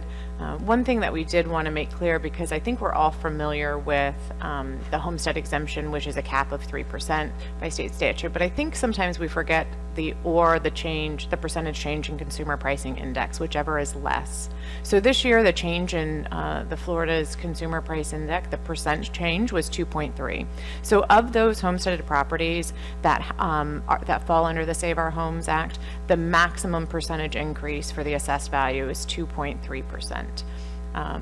So, you know, it impacts the overall taxable value for the town, and also what leads to sometimes what's considered a low tax increase. So the overall change was 2.79. I know everybody says, but what about building, and what about all of this new construction? Yes.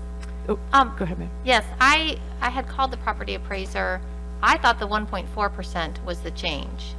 Well, the consumer price index is 1.4, but the cap for the Save Our Homes the percentage change should be 2.3. I did calculate it in the number Okay. of homes. There were 581 homes in Sewell's Point that only saw a 2.3% increase. Okay, well, maybe it was all per a phone conversation. I was That's just okay. learning about it, but I thought that's what she said, but maybe I misheard or something. Okay, that's fine. I did a quick count in Okay. Excel.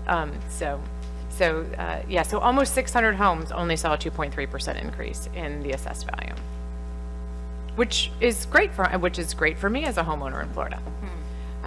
So millage rate history, on the left side, the axis is going to show the total assessed value. On the right side is the millage rate. So those columns are the total assessed value for each of the various communities that we've compared ourselves to: Ocean Breeze, in yellow, Sewell's Point, the City of Stuart, Jupiter Island, and Martin County. And so you can see that taxable values are increasing, and then those line items of what the millage rates are. So Sewell's Point, that green, it increased a little bit, 2013 and 2014, and then you see that flat line across from 2015 to 2020. Ocean Breeze tended to go up and down. Jupiter Island has been decreasing their millage, but you can see their overall property values have increased a little bit more steadily than Sewell's Point there in the green. And then we have the City of Stuart, which generally has been increasing. And then Martin County had a huge jump in 2018, and I believe that they increased theirs as well. I just read in the paper, or intend to. So for our baseline budget for 2021, we have a projected budget. 89% of it is operating. A small portion, 8%, is maintenance, and 3% is capital. Now, this is before any added improvements. So, you know, if we have a line item for reserve for capital, then that would increase if you do decide to pass the final millage at the 3.268. Yes, Commissioner Fender has a question, if it's about this? Okay. Okay. But right now, that 3% is indicative of any carryover from the current projects that are going on and any minor capital improvement for road and bridge things that may come into play. Very small amounts, 25,000 here or there. And then your operating budget breakdown, just where that money goes, 34%, and, well, in 18, that is the 52% for your, what do we, tell me the word. Public Michelle. safety. Public safety, thank you. And then again, utilities, town hall personnel, town hall events, general supplies, professional services, or any of our outsourced contractors and different professional, well, and our town attorney. And then we have IT, communications, the cost of the partnership with Martin County Sheriffs, as well as website hosting, overall insurance, and then fuel costs. And I'm going to pause here for a second if we can. So this is what it currently looks like. This is basically what it looked like last year as well. It's going to be a duplication of last year, if you will. I think we really want to be fair to the commission and the residents that are listening and say that this pie chart is going to obviously change from an operations standpoint in the future as people change. So for instance, the one that always sticks out to me is the IT communications. It's 4%. I really need to emphasize and re-emphasize how much of our IT gets done by the chief. In between everything else, in between her special events coordination and actually running a police department, our IT is done by that. If we had to actually contract out the work that she does, it would probably be another $13,000 to $20,000 with the Martin County. So she calls over there, finds out what needs to be done, and then that work gets done. On your staff information, the same thing happens. For IT, combination of IT, and then just general town hall personnel on purple, I know that we've upgraded the website, and there are some people that feel that the website should be upgraded and updated more often. But your finance director does that when she's not updating everything else. And when she's not able to do it, then our clerk does that as well. So we don't have somebody that does the website specifically. And we could do this all day, and communications. And so the communications happens from your town in general, your town staff. You've got your chief that sends out anything that's related to public safety. And then even though we've allocated $20,000 from a grant for public education for the projects down south, and that $20,000 was already spent by the previous grant manager and the project itself, the communication that goes out now has to be from the town, which is, in essence, I'm the only one left that gets to do that. And so in between everything else, that happens. In the future, you may want to do, as in the past, Vice Mayor Campo has suggested to a former commission, outsourcing some of the communication that has to happen in order to get the communication that you're looking for. And these are just some of the small things that get absorbed. Well, is there anything else I'm missing? We have, We clean the bathrooms. and you know what, and that's not a small thing. No. To be honest with you, during COVID, for your staff, your professional staff, to work with our public works guy and take turns cleaning the bathrooms. And they're not bathrooms that just we use by ourselves. The public in general comes in here. And on Mondays, we have a group that uses this facility, and we clean the bathrooms. And so these are things that when we talk about not wanting to ever increase the level of service, that you need to know that at some point in time, you're going to have a team that says we're less flexible on these issues. Thank you. And then we just have next steps. So at the August 24th meeting, we'll provide you with a review of the compensation plan review. So a little bit more in depth about personnel. Insurance updates. We met with our insurance agent yesterday to get those numbers for renewals, and then offer you a preliminary draft budget, because the next time that we meet, it will be for the first public hearing, and then you'll need to adopt that millage rate and budget, and then the second public hearing. Okay. Thank you, Cheryl. Yes, Commissioner Fender. I was just going to commend you on the really clear graphics and colorful messaging. So nice work. Thank you. All right. Any other comments? I appreciate all the information, truly. It's always helpful. On to item number 3, update on RFP for real estate services, town manager or maybe the attorney, I don't know. Madam Mayor, Yeah. The attorney Commissioners, is not here. Oh, there. I'll go ahead and give you the update. Okay. So as of yesterday, we received on the deadline 2 submissions for the RFP for the real estate services.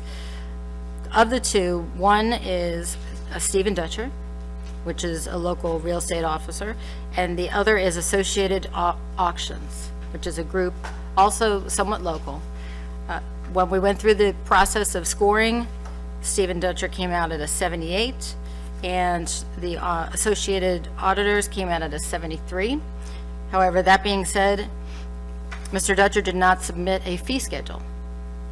So that's why the score was lower, and some other issues were missing from the other individual.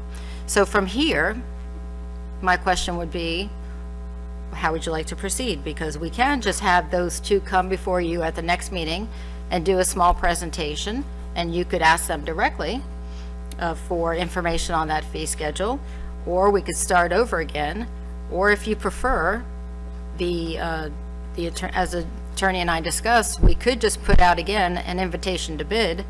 But to be very clear, the reason for good governance, the reason RFPs, requests for proposals, and invitations to bid exist is so that we don't have potential corruption in government. And we don't want the perception or bad optics that we are potentially hiring friends for contracts with taxpayer dollars. That is why it exists. So however you'd like to move forward, your attorney is ready to help you. Okay. Thank you. Commissioner Campo. Yeah, I think we need to Did I push a button? No, I should say Vice Mayor, and I was It's okay. Commissioner, sorry. I think we need to go back out. I think that again, the 2 real estate companies that transact majority looked at this and said it was cumbersome, and there were amalgamations of services, and I think we need to streamline it. I think we need to make a policy moving forward that we've got to have more RFPs. I think that's how we've gotten into trouble. So is there a way, and I don't know, the direction from the commission was to prepare an RFP for real estate services. I wrote down the motion, I gave it to April, and how it got into so many other things. Maybe you could explain that to us. Town manager? Or Oh, would you like me to explain it for the town attorney again? No, for us, the commission. Yes, no, I would refer back to the town attorney who wrote your RFP. Yeah, I'll have to, I didn't have it in front of me, but I believe it was for real estate services. So I'm not sure why it was perceived to be, cumbersome or difficult. Did it include commercial leasing? I don't recall without having it. Okay, that's what I was told. So it could have been broad enough so that people could. Now, what's the legalities in contacting the larger providers of real estate services in the town and saying, what about that was cumbersome? What would it need to look like in order for you to provide? I mean, I think it was 13 pages? No, Yeah. I have it. Yeah. Can you grab it for me, please? But we could certainly streamline it if that's what you want. If we didn't get enough responses, you can always streamline the RFP and try Are they to shorten it up a little bit. When you write it, is it like a standard format you use? Yeah, there's or? generally a standard format that talks about things like the town can reject all bids without any consequence. You bear all the risk of putting in the bid. We're not going to reimburse you if you spend a lot of money preparing a bid. And obviously, this is a very short bid. Basically, what's your qualifications and what's your rate that you're going to charge? I think when this came up, some commissioners talked about 6%, 5%, 4%, 3%. Right. But and I don't know how many what the bids price were for these 2. I didn't see the responses. Okay. But if you need to streamline, we could try to streamline it. As long as it's legal, I don't have Yeah. a problem. Yeah, you can cut it down. I don't have a If problem that'll with help that. them respond. Okay. I want to disclose that Stephen Dutcher is my landlord, and I'm actually recommending that we get more competition for him, okay, just to be clear, okay? And I think Premier Realty and Waterpoint Realty should be consulted with and see how we might be able to make it a little bit more welcoming so that we have more competition. We could always, We're selling one vacant lot. we can email all the local providers and say, this is available on our website, download it. You mean, by, when you say local providers, you mean real estate Right, professionals? real Okay. estate providers, all the real estate agents, real Madam estate Mayor? brokers. Yes. I did that, and I copied you all under the blind copy on that email that I sent out. And so in front of you now is the RFP. It's a template. It does have some things you have to turn in, and I just want to kind of go over what it is. Here's the contracting agreement. The insurance requirements that are here that sometimes confuse people, this was put into place by policy by Vice Mayor Campo years ago when he first came on. He wanted all RFPs to have a minimum insurance requirement. And I know that you're in the insurance business, and this is something you're very comfortable with, sir. But sometimes this is extensive for people to have to come up with. So this might have been an issue. Beyond that, it just really speaks to record retention requirements. If a company does business with a government agency like a town, their information on that item will all become public record. Sometimes private companies don't want to do that. And here are the exhibits. This is the things that they would have to turn back in. So Exhibit A, they don't have to do anything other than read the scope of service. Exhibit B is a conflict of interest statement. They have to read it and sign it. Exhibit C is a drug-free workplace form. They have to show that they're part of the drug-free workplace. Exhibit D is proposal submitted form and acknowledgement, meaning that they read it and they acknowledge that they read it and they're signing it. And E are the references. It's pretty straightforward, to be honest with you, from an RFP standpoint. Can you go to Exhibit A, because that's the key, the Scope of services is what, yeah, I think no one was talking about That might insurance. be a place where, Okay, so here's the scope of services. The minimum qualifications are listed. Initially, there was a request to have 10 years. I reduced it, working with the legal team, down to 5 years, because I thought 10 was going to eliminate too many people. Services may include the following. It doesn't mean it will. I mean, rather than us go through it, why don't we just talk to the people that, you know, turn their nose up at it? I mean, we could suppose what they were thinking, but obviously we're not getting the response that I think that we'd like. So why should we try to read their minds, right? Madam Mayor, here's Exhibit B. You simply check one or the other and you sign. This is what they have to turn in. Here's Exhibit C that says Drug-free workplace, yes, I'm familiar with that. right, the Yes.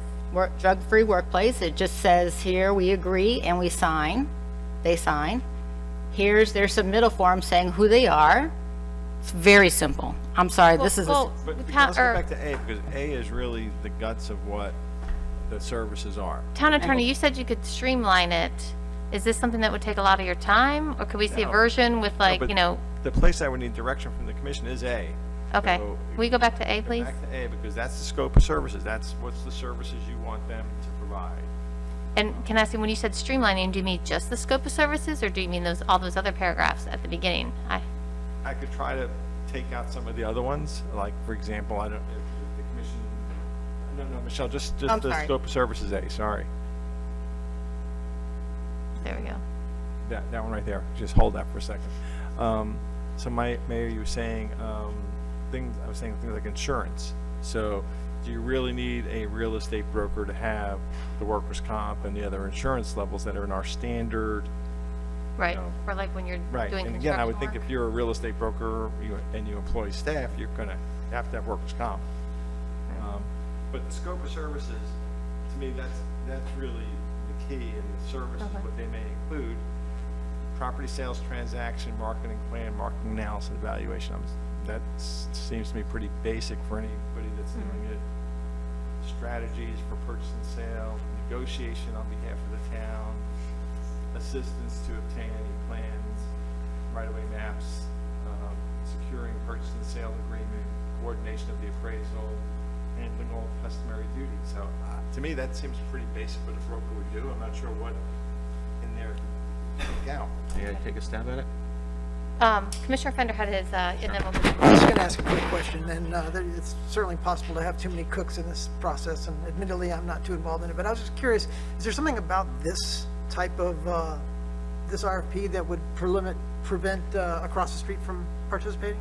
They chose not to. I was going to use them as a litmus test. They would be someone we would be interested in, right? I'm wondering why we need any of this services may include. That might be confusing. That might be, hey, we might be calling upon you to do these things. If they may include, does that mean that we require them? And that might have been some of the things that scared them off. So is that the answer to my question? We did want them to, and they were scared off? Is that what you Yes. I think it's just covering their butt. They're covering, you put everything that could happen so that you don't run into a problem. But, I mean, We're selling a single lot on Heritage. It's vacant. I don't know we need all those other things. I mean, most of them services. read like normal real estate transaction. I mean, you got to be there for the closing. I mean, all those things read mostly normal, at least the second part about the qualifications. I'm not No, as, it was the, I know we were on it for a sec. Could you go back to that, Michelle, please? Sure, I wanted to show you what Premier sent as far as they're concerned. perfect. So there you go. That's it. So they did, all right. That was their line of questioning. It became addendum number 1, and they made the decision not to choose it. Now, one of the things that may have scared people off is the fact that while we were discussing it on this dais, somebody said they would like, it to be as close to free as possible, right? so they're asking, they wrote the questions? Is that what I'm looking at here? Correct. Okay. As a broker, I do not compete with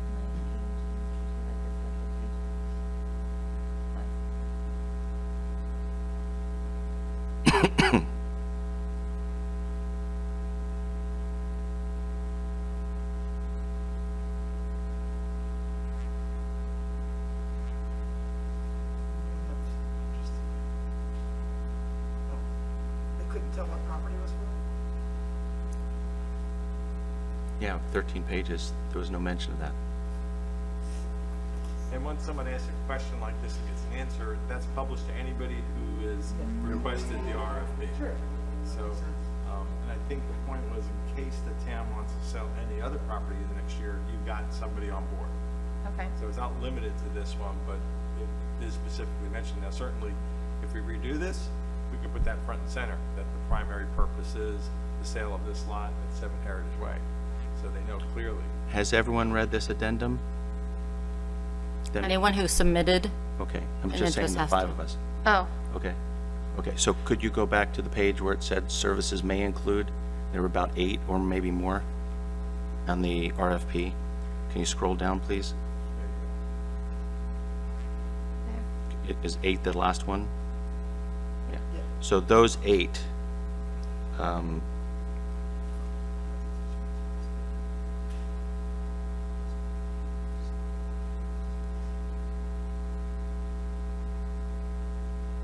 yeah, I don't see any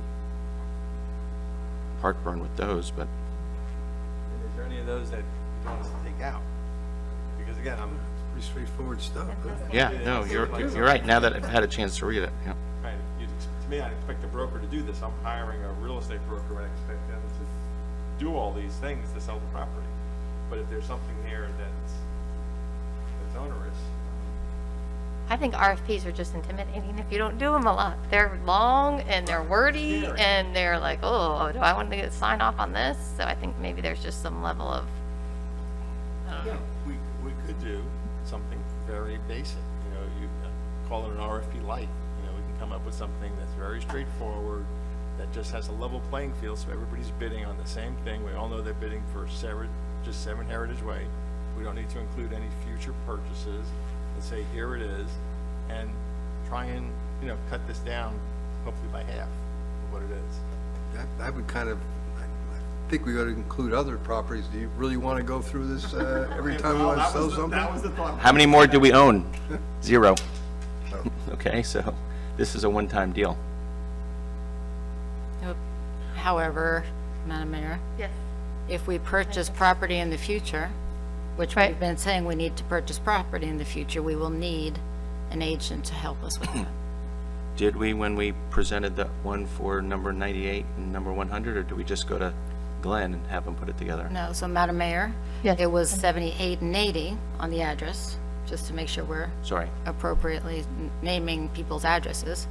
And I had asked the attorney, I said, can we put out an invitation to bid to try to get it done faster?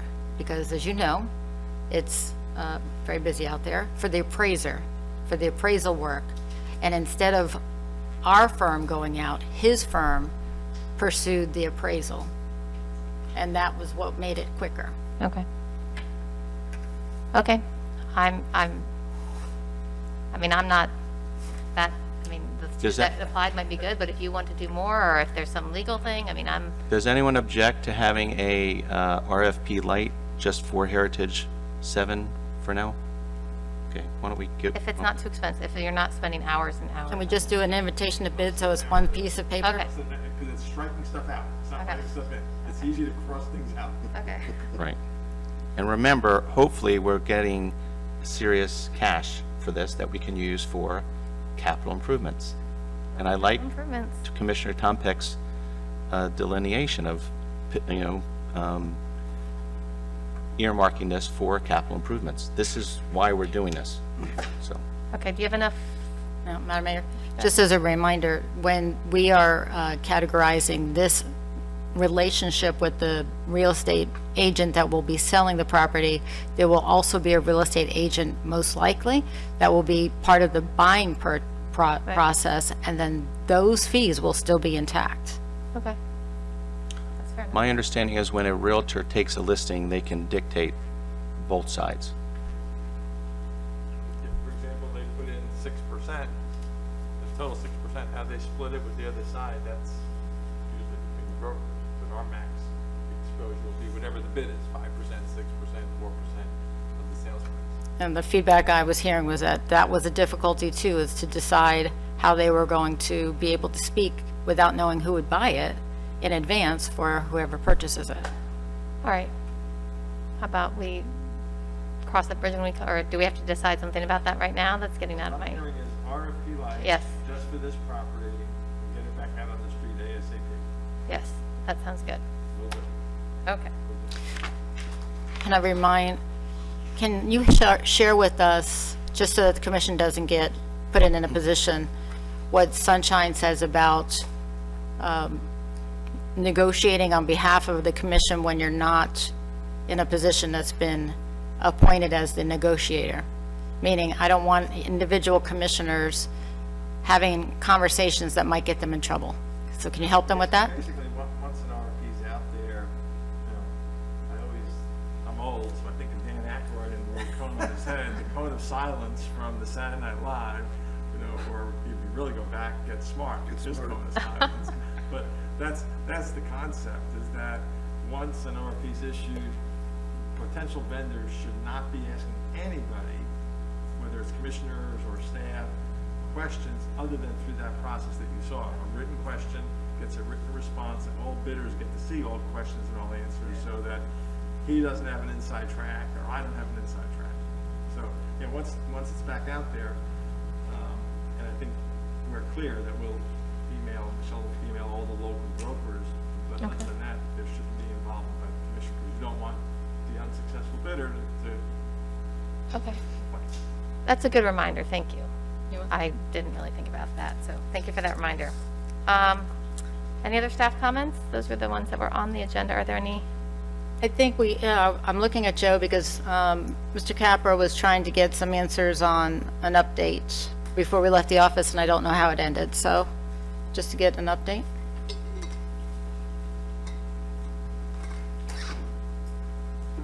Good evening, Commissioners. First of all, thanks for all the kind comments tonight. I do appreciate them. I wanted to go over a couple things. First of all, the status of South Sewell Point Road, Phase 1. That's the project we're talking about. There are 4 phases in South Sewell Point, And I know over time, the project name has dwarfed, whatever you want to call it. And you have to understand what has happened. We started with a project called Mandalay Margarita in 1994. Then all of a sudden, we started getting grants. And then we started saying, well, it's going to be phase one of a multi-project moving up the peninsula. And you have to understand, when I deal with grants, I like to show that we have, there's different things you have to look at. We have matches, and so you kind of take, we have 3 parts in that phase one, okay? So there's reasons why we try to keep the names consistent. It's a play with words, but it sometimes works in making sure we can get the most benefit of things that we have, the money that we have. So I don't have a problem changing the names, but if we do change names, be prepared. It confuses the regulators, the people that, the regulators as well as the grant people, okay? So I'm not going to tell you you can't change the names. I'm just telling you these things have kind of morphed into more than just, for example, South Sewell's Point Road Phase 3 that we are designing now, the one in lots 78 and 80 area. That's more than South Sewell's Point Road, folks. We are going up into Rio Vista. We are going up into Homewood. We're going up into Villa Lucinda. We are doing drainage for the whole area. It's not just South Sewell's Point Road. We call it that, but it encompasses much more than that, okay? We don't need to talk much more about the name. I talked to Ms. Thurlow-Lippisch, just want to let you know she was concerned about trees. We've, as much as possible, we've always avoided trees. She was worried about the area in phase 3. I don't see any reason why we can't get around those trees with the work we're doing. Remember, we kind of narrowed everything to a 30-foot right-of-way, and that's what you told me you wanted to build throughout the whole corridor. So I don't see a problem with that. Hopefully we'll continue with that. I didn't realize what you were talking about last week about Mr. Olson's concern about ripping out curb and so forth. So let me tell you that issue. First of all, we've only poured that curb once. We've never poured it more than once, and he may not have known that. But the fact of the matter is, we moved that curb over because we could not get around Mrs. Hoover's lot, okay? So we had to push the whole road system to the east, okay? And that's the way we bid it, okay? Well, we staked it out there during construction, and guess what? She didn't like it. Well, why would you do such a thing? Well, we did such a thing because you told us we couldn't touch your property. So anyway, she agreed to let us move the curb over. We never poured it more than the one time. We didn't pour it twice. We didn't rip it out. So that's the confusion that I think Mr. Olson has. We did move the curb, but we didn't pour it, okay? We didn't build it. So anyways, I'm glad we clarified that item because I was trying to figure out where we tore out something. And I can see where somebody looked at my drawing and said, well, they built it this way and then they had to move it. Well, they didn't. We didn't do that type of stuff. All right, so let's talk about the status of the project. I think last week we were talking about we have built the stormwater system. As you know, there's 2 systems out there. We've built the outfalls. We are waiting for the pumps to come in and the generator. One generator will run 2 pumps. Those are on order. You approve that in change order number 3, okay? The road has been raised. The curb has been put in place. The curb around the islands, the curb around everything has been put in place. We are now at the stage where we are working with the adjacent property owners to tie into their properties. What we learned in the first, well, part 2, the area that was built in Margarita area, is sometimes the people wanted us to provide a gentler slope, make some different adjustments to the property. So in this case, in part 3, which we're building now, we tried to go out there before we started doing anything and made those slopes gentler, okay? And with that, we've extended some of their driveways. We basically had contoured their land a little differently. Some of them we will be making some adjustments to. So where we're at right now, we have driveways that we've kind of increased some slopes to. We've had some more sod work, some grading work, and we've had irrigation lines that, in the contract, we bid that as an allowance, because we don't know where people's private irrigation lines are, and quite frankly, most communities, when you bid these kind of projects, don't adjust the private property irrigation systems. They make the private property owners do that themselves. Well, that's not been the case here. We basically try to make everybody whole. So we have some adjustments to some irrigation lines out there. We've got adjustments to irrigation lines, we have adjustments to driveways, one of the problems is we've exceeded our allowance. We have exceeded our allowance in those areas. And so we're trying to get prices on those things, and I've gotten numbers on last Friday from the contour, the inspectors. I got allowances at 504 tonight from the contractor, okay? Those numbers, the additional cost that we could have could get up as much as $70,000, and I've heard them as low as $50,000. That should finish the job, okay?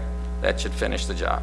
Now, we haven't finished negotiating with them, but there's one thing we want to do. We want to finish this job, get out of this area. The residents want us out there. We want to make everybody whole. That's what I think the position of the town should be on this project. It's not a significant increase compared to the $3.2 million that we're spending on the project. I think we should get that done and so forth. I'm not prepared to give you a change order tonight because, quite frankly, you can't vote on it anyways, but I need to get this done. And the reason I need to get it done is we have two stormwater systems out there, right? We have the roadway one and we have the one in the people's properties. I can't open it up. I have to leave the filter fabric on it, okay? So what happens when it rains heavy, the water ponds there and then eventually gets into the system.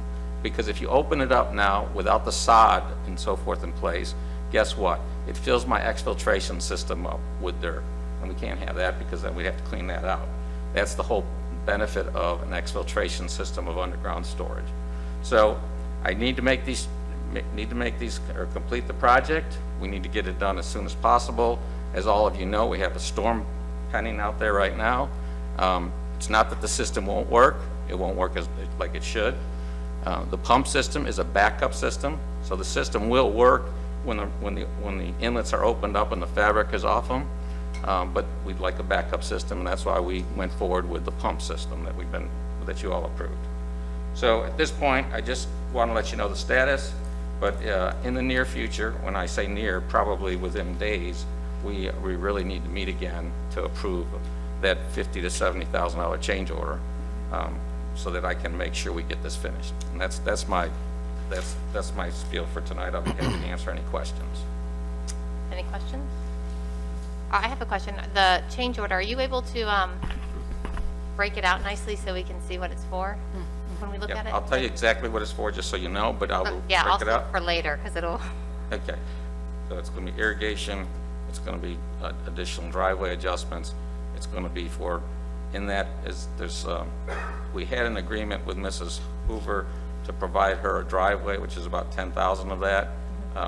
Whether she, at this point, we can't decide whether she's going to let us move forward or not. Every time we give her something, she wants more. So, I mean, we may not do that 10,000 may not happen. And the last but not least was the gates and so forth. That was 20,000 last week, and it's coming down to close to 7,500. So we'll see where that is when we're done. Okay, thank you. So, Madam Mayor, Yes, Town Manager. the issue is that we're trying to wrap this project up within the appropriate timeline. August 30th right now is the date that we are shooting for, and with this, I don't think this is going to be a big storm that's out there, but you never know, right? And we are in that cone for that tropical storm. But I would like to be able to pull a meeting together once we get the information. So are you open to a 24-hour notice meeting? I just need 3 of you basically to come, if everybody can't, to be able to vote on it. And the reason I'm doing this is because we have a certain amount of monies allocated for things like making residents whole. Well, irrigation lines that were in right-of-ways, which are easements, in most cases, when you take that out, they get capped, and you don't replace them. The prior direction from this commission has been to keep our residents whole. And so in order to do that, this is part of that, that fee. And what I said to Joe is, especially after last week's vacation, I wish it was, last 2 weeks conversations up here, I don't want to walk out to the project and see work being done that hasn't been approved by the commission. I want it done exactly the right way. I want you all to know exactly what it is. And unfortunately, that means that because government does work the way government works, it would slow us down. So if you're open to having that meeting, it won't slow us down. I'm open. I don't know, other commissioners? Yes. Yes? Okay. All right. Thank you. Thank you, Joe. Thank you. That's helpful. Any other staff comments? No. From staff, okay. Any commissioner comments? Commissioner Fender? So just would like to also jump on the piggyback on what former Mayor Thurl Lippisch said about saving the trees. Our trees are looking rough under the canopy on South Sils Point Road. And also keep banging my fist on the table about the FPL undergrounding work that was discussed some months ago. Is there any progress on that? Madam Mayor, if I may? Yes, you may. Yes, sir. Your direction was we could move forward with it, with the $1,400 check. The issue I have is that as soon as I send them the $1,400 check, that starts the timeline of when we will owe them the $300,000. And so we wanted to wait until after the vote was done. If we would have had a 4-0 vote, a 5-0 vote, we would have been able to have that money for sure allocated. We don't have that, and unless we receive direction from this commission that we're going to allocate the amount of money that's over the 2.87 for those trees, I don't want to send a check in that's going to commit us. So in the next coming meetings, you all will make your final decision. At that point in time, we will know exactly how much funding will be available this year, and you can make the determination on if you want to utilize. Are we truly committed? I Yes. thought we could do the 1,400, do the design, and then decide at the end of design time. I'm just remembering, Yeah, the document put us on the timeline of completion. All right, I'll look again, but, okay. I thought the schedule started once we got the estimate back Right. from them. It didn't start when we submitted the $1,400. It's when we got the estimate back. That's what I seem like from the remember something like that conversation. too. We should look again. We'd Yeah, be yeah. happy to look again. And the other thing is, I'm not trying to make a ton of work, and I don't know how expensive it'd be, but I would love to have a snippet of the video from Mr. Lord's comments today, because we do have a lot of misinformation around this town floating around. And if we could just put out some information about the significant risk many unvaccinated residents are at, who don't want to hear that message, right? So. Okay. Commissioner Kurzman? Yes, I'd like to know if we could possibly, as Commissioner Tom Peck asked earlier, that if we could somehow inform the residents better of the project. What I'm willing to suggest is that we actually have, I know you have for all the commissioners to be there and to have something done. It has to be a certain amount of notice. If we could have a meeting like an hour earlier where we could actually give a tour of how the project works, how the stormwater flows when, like the sewer in the high west end, as it fills up, goes into the next pipe, and then it fills in as it gets higher in the next drain, I guess you want to call it, a water retention unit, and that fills up, then it moves further down as it goes further east. And I think if people were to see the whole project, what it does, where we were, where we are, and one of the amazing things is when you see this project go in, you'll see that the curb it'll be, in some cases I've seen it like this high off the ground. And what they gotta do is you gotta fill dirt on this side to make it, have to pitch it a certain way. And usually there's a drain that captures the water on one side, then you'll have a drain on the other side that captures the water. That's what prevents the flooding. And if they understand how much pipe there is underground right now, then when you look at the retention area, how the baffle works, when it goes from the baffle box into the retention area. And I think when people understand it, it keeps the water clean as it goes through, and then eventually it makes its way out to the river. And it could even demonstrate how, when the pump comes in, how the pump would work and how it would go through this higher, I guess, exit as you go in. That's where the water would discharge into the river, should we ever have that. But this is, once again, clean water that goes in through a small retention area if you're looking at the end of Mandalay. If you're looking at the end of Margarita, you'll also see in the retention pond where you're going to have different exits where the water is allowed to go. And it would give better communication if somebody could actually explain more into like a layman's term. It's different when you actually see. And every day I'd watch these pipes getting laid. I was watching the curbs go in. I was watching the filled dirt. I was watching the pavement. When you first see it, you can't even go in your own driveway. It's terrible. You have to find some place to park your car, talk to neighbors, whatever. I allowed people to use my driveway and in a cul-de-sac until they had a place to park. But there are inconveniences. It could be up to 2 weeks of inconveniences. It's messy, it's dirty, and it's frustrating if you're a homeowner. But about a few weeks later, a month later, your house is whole again, and it looks presentable and looks sometimes better than it did before. They put brand new sod out there for you. Your sprinkler system is reinstalled, and it's not the end of the world. And I think this would be the best way to do it, is actually an on-the-spot type of meeting, if we could do it. And this way the commissioners could see it as well, so they'll have a better understanding. I think that would be advantageous for all 4 commissioners outside of myself. And Is that something that can do, is that something other councils and commissions do, all meet together and do something, or? We have done that before. I mean, logistically, it's challenging. The attorney, again, we would have to have multiple clerks or somebody with each of you to record anything you say so that we can make sure that you are not speaking to each other about the project. You can ask questions, we can answer it. You cannot go back and forth. It can be done. I will thank you for your due diligence in making sure you're walking the project. I also want to recognize Commissioner Tompak, who came out and did a tour with the engineers last week as well. I think Commissioner Fender has been out there, and I know that you walked it as well. I don't think that we've had a chance to give a tour to Vice Mayor Campo, but we'd love to. But if you want to do it all together, it can be done, but we would have to invite somebody from the press to also keep us in check. And it's a walking tour. What do you think about that, Mr. Torcivia? Well, the Attorney General doesn't love those ideas. They, write different opinions about trying to avoid those site visits. But you're right. If you really feel compelled to do it, then if the publicly notice it, invite the public along, have the recordings.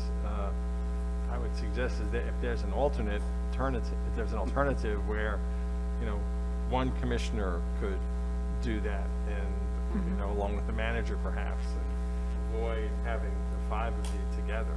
The alternative is a barbecue at Mr. Hawes's new board. There is a recent case study with the school board that did a field trip and it did not go well. And that's why I would have each one of you with somebody who's walking around with a recorder if you did it. Right. Yeah, and much safer If we went individually? one of you to be the lead and take that walking tour, with the manager, with Joe, and then simply report back to the rest of the commission. I'd be willing to do it independently because I'm more familiar with the product probably I think that'd be great. than anybody else, and I'd be more than happy to do it. But anything that could express better communication with the community, I'm all in favor of. I think that's a good idea, Dave. I like that. I will thank again, Commissioner Tompak does this for a living. Oh, And it's true. when he was out I there, don't want to do it.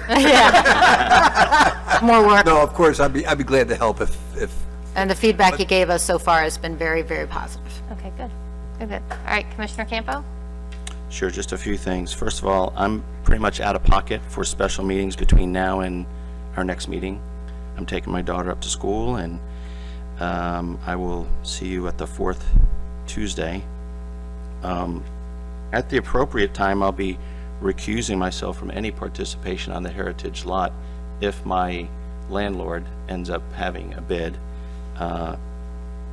As ambassadors of the town commission, we want to encourage people to know what's going on and encouraging realtors to sell idle assets so we can raise cash is proper, but I would never engage in any sort of negotiation or anything like that. I'm just trying to get more people interested and informed so that they don't get intimidated by what was viewed as a long form. I've taken my scooter down on the road several times to do my own version, and I see it and I understand, you know, as it comes along, it looks better and better. And there's a little, maybe a few weeks ago, a little apocalypse now visions, but now it's coming together. And I've been through the projects and I know how the thing rolls out. I wanted to just make sure that, you know, want to repeat earlier that my role as a commissioner is a spokesperson for the taxpayers. It's not me. I am trying to provide an insight to the town manager what this community is all about. I've lived here over 20 years, and I've been very helpful over the years in connecting her with people that were essential in helping us with the right-of-way in North Sewell's Point, introducing her to Mrs. Riley. I was the one that got the owner of lot number 78 introduced to the commission when we were told that there was only one choice in town. Okay, so that's not a $6,000 late fee, that's over $100,000 that I was able to save the town. And encouraging us to get rid of Heritage Way. It's a $500,000, hopefully, asset. I provided great insight to what's going on in Tallahassee with both the representative, senators, and others. Clarity on bond financing, do's and don'ts. And again, I just want accurate and timely information to be given to the commission so that we can make the right decisions. And I think I pointed out times where it was not. I think, you know, we've come a long way, but it's my role to continue to point those things out so that we can, you know, do a good job for the community. And if that means I take heat, that's okay. I mean, I'm not here to make friends. I'm here to be a good steward of the community. I try not to make it personal. I don't think I ever questioned anyone's ethics. It gets a little tense, and this is the time of the year that it gets tense. So I'm doing, you know, what the constituents have asked me to do for 7 years, and I want to continue to do that. Obviously, I'm constantly learning and want to do a better job, and I appreciate the feedback from me, and I do appreciate working with everyone. And there will be other issues, you know, that we will, you know, not agree on, but this is the way democracy is done, you know, in a peaceful way where we can leave. I really like the idea of what Dave had said about doing a little video, and why keep it to just the 5 of us? Why not do a little YouTube video of our own? I know Michelle did one when she was in Port St. Lucie on the city council of tours of parks or something like that. And why not have Dave or John do a little video and post that ourselves and say, look, this is what a road project looks like. This is what we want to do the rest of the way. Do I want to help raise and improve the rest of South Sewell's Point Road? Yes, I do. I never said that I didn't. I think we need to have the confidence of the residents in order to get a mandate for raising revenue. And if it involves going into debt, again, I'm a financial planner. It's a big deal. So I would encourage Dave and maybe John, and, you know, maybe, I mean, Joe, if this project continues, your firm is going to be making more money. I mean, maybe you could get someone like Stacy Ranieri or Angela Hoffman or someone like that, using some of the skills and that Michelle's got, and to put on something where we can post it and tell everyone, look, this is what's happened. This is what we want to do the rest of the way. It's not scary. It's, you know, I think that's the communication piece, because people don't want to come to a 3-hour meeting. They want a 5-minute little blurb. And I think between all the folks that you have and Michelle's background as the spokesperson, and when she did it for Port St. Lucie, and Dave's been there, you know, so it's a win-win. So that's all. Thank you very much. Okay. Madam Mayor. Thank you. Hold on 1 second. I think the communication part is good. I had hoped, there was a little bit of revisiting of the other agenda item that I was hoping that we had completely ended. And in that respect, I'm going to call the town manager because I think she might want to say something, but then we're not going back there. And please make it short. Making it short, you know, I think you did a great job of explaining what your role is, and so I just want to take an opportunity to say a major part of my role as the town manager is to make sure I'm looking out for each and every one of my elected officials to keep you out of trouble, honestly. And I don't come to you as just a former elected official. I was a senior vice president of a large organization at minimum 2,500 employees at any given time, and a $500 million budget. So I can put on many hats, including running a computer and talking at the same time. But on the item, like where you keep saying that we lost, or where you negotiated $100,000 less on 78, one of the first discussions you and I had off-site was that I asked you to not have that discussion with Mrs. Riley because I can't have you implicate yourself in negotiations. Commissioners cannot be part of negotiations. And so then we moved from that conversation and we kept it all in the sunshine. And I recognize the conversation that happened was uncomfortable. It felt awkward, but it was because Glenn and I were both trying to keep it within the sunshine. Moving to having discussions for two different pieces of property, we did the right thing. We gave it all to Glenn's group, and it was all done appropriately by appraisal. So there was no negotiation and using one for leverage over another. It was done appropriately. You stepped away, and that's my role. And so where it may feel like I'm stepping on toes or telling people what to do, I'm really looking out for the best interest of the individuals. And I'll leave it at that. I have all backup information on any of the items that you discussed before. And they all have been part of public record. So it's not an opinion. For me, it's about going back and looking at the minutes. It's all memorialized, and we speak into the microphone, and we make sure it's done right. Thank you. Okay? And I appreciate all that information and backup, truly. Okay, I do have one comment. It's on, two, and they're on totally different notes. I think a little bit more fun, but not only is the first day of school tomorrow, and this is not even related to Sewell's Point, but Sewell's Point is a part of Martin County. I think it's very fun because I have some friends whose sons play on this team, but the Martin County North Little League is going to the Little League World Series. They made it so Great. they go, yeah, August Yeah. 19th, yes. They said, in the Little League World Series. ah, My dad was in the choir. okay, excellent. Yes, so it's, and they put it on ESPN too, so you can watch them, and it feels like it's pretty cool. It's very exciting. So, yes, but it's to be seeded in the finals. So they've already made it. Yes, I think they played at 2 today. Actually, I think it was at 2. What team is this? Martin County North Little League, 12 and under team. So it's very exciting. All right, and can I get a motion to adjourn, even though we didn't vote? On Yes. that Oh, note, Glenn, with yes. school starting tomorrow. Yes. And with Cleveland Clinic, I just got a text from the superintendent of school in Palm Beach County that they had 98% of their kids masked today, even though they allow folks to opt out. Oh, interesting. That's an interesting. Oh, tidbit. and that reminds me, last question for Mr. Tosivia. The commission had asked for a meeting before the September depositions with the PPA. Yes. Did you need to publicly ask them for that? I don't think we have a date yet.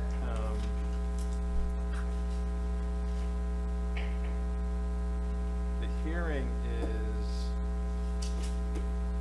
September 29th. Your next meeting is, I think, September 8th. You have a trim meeting.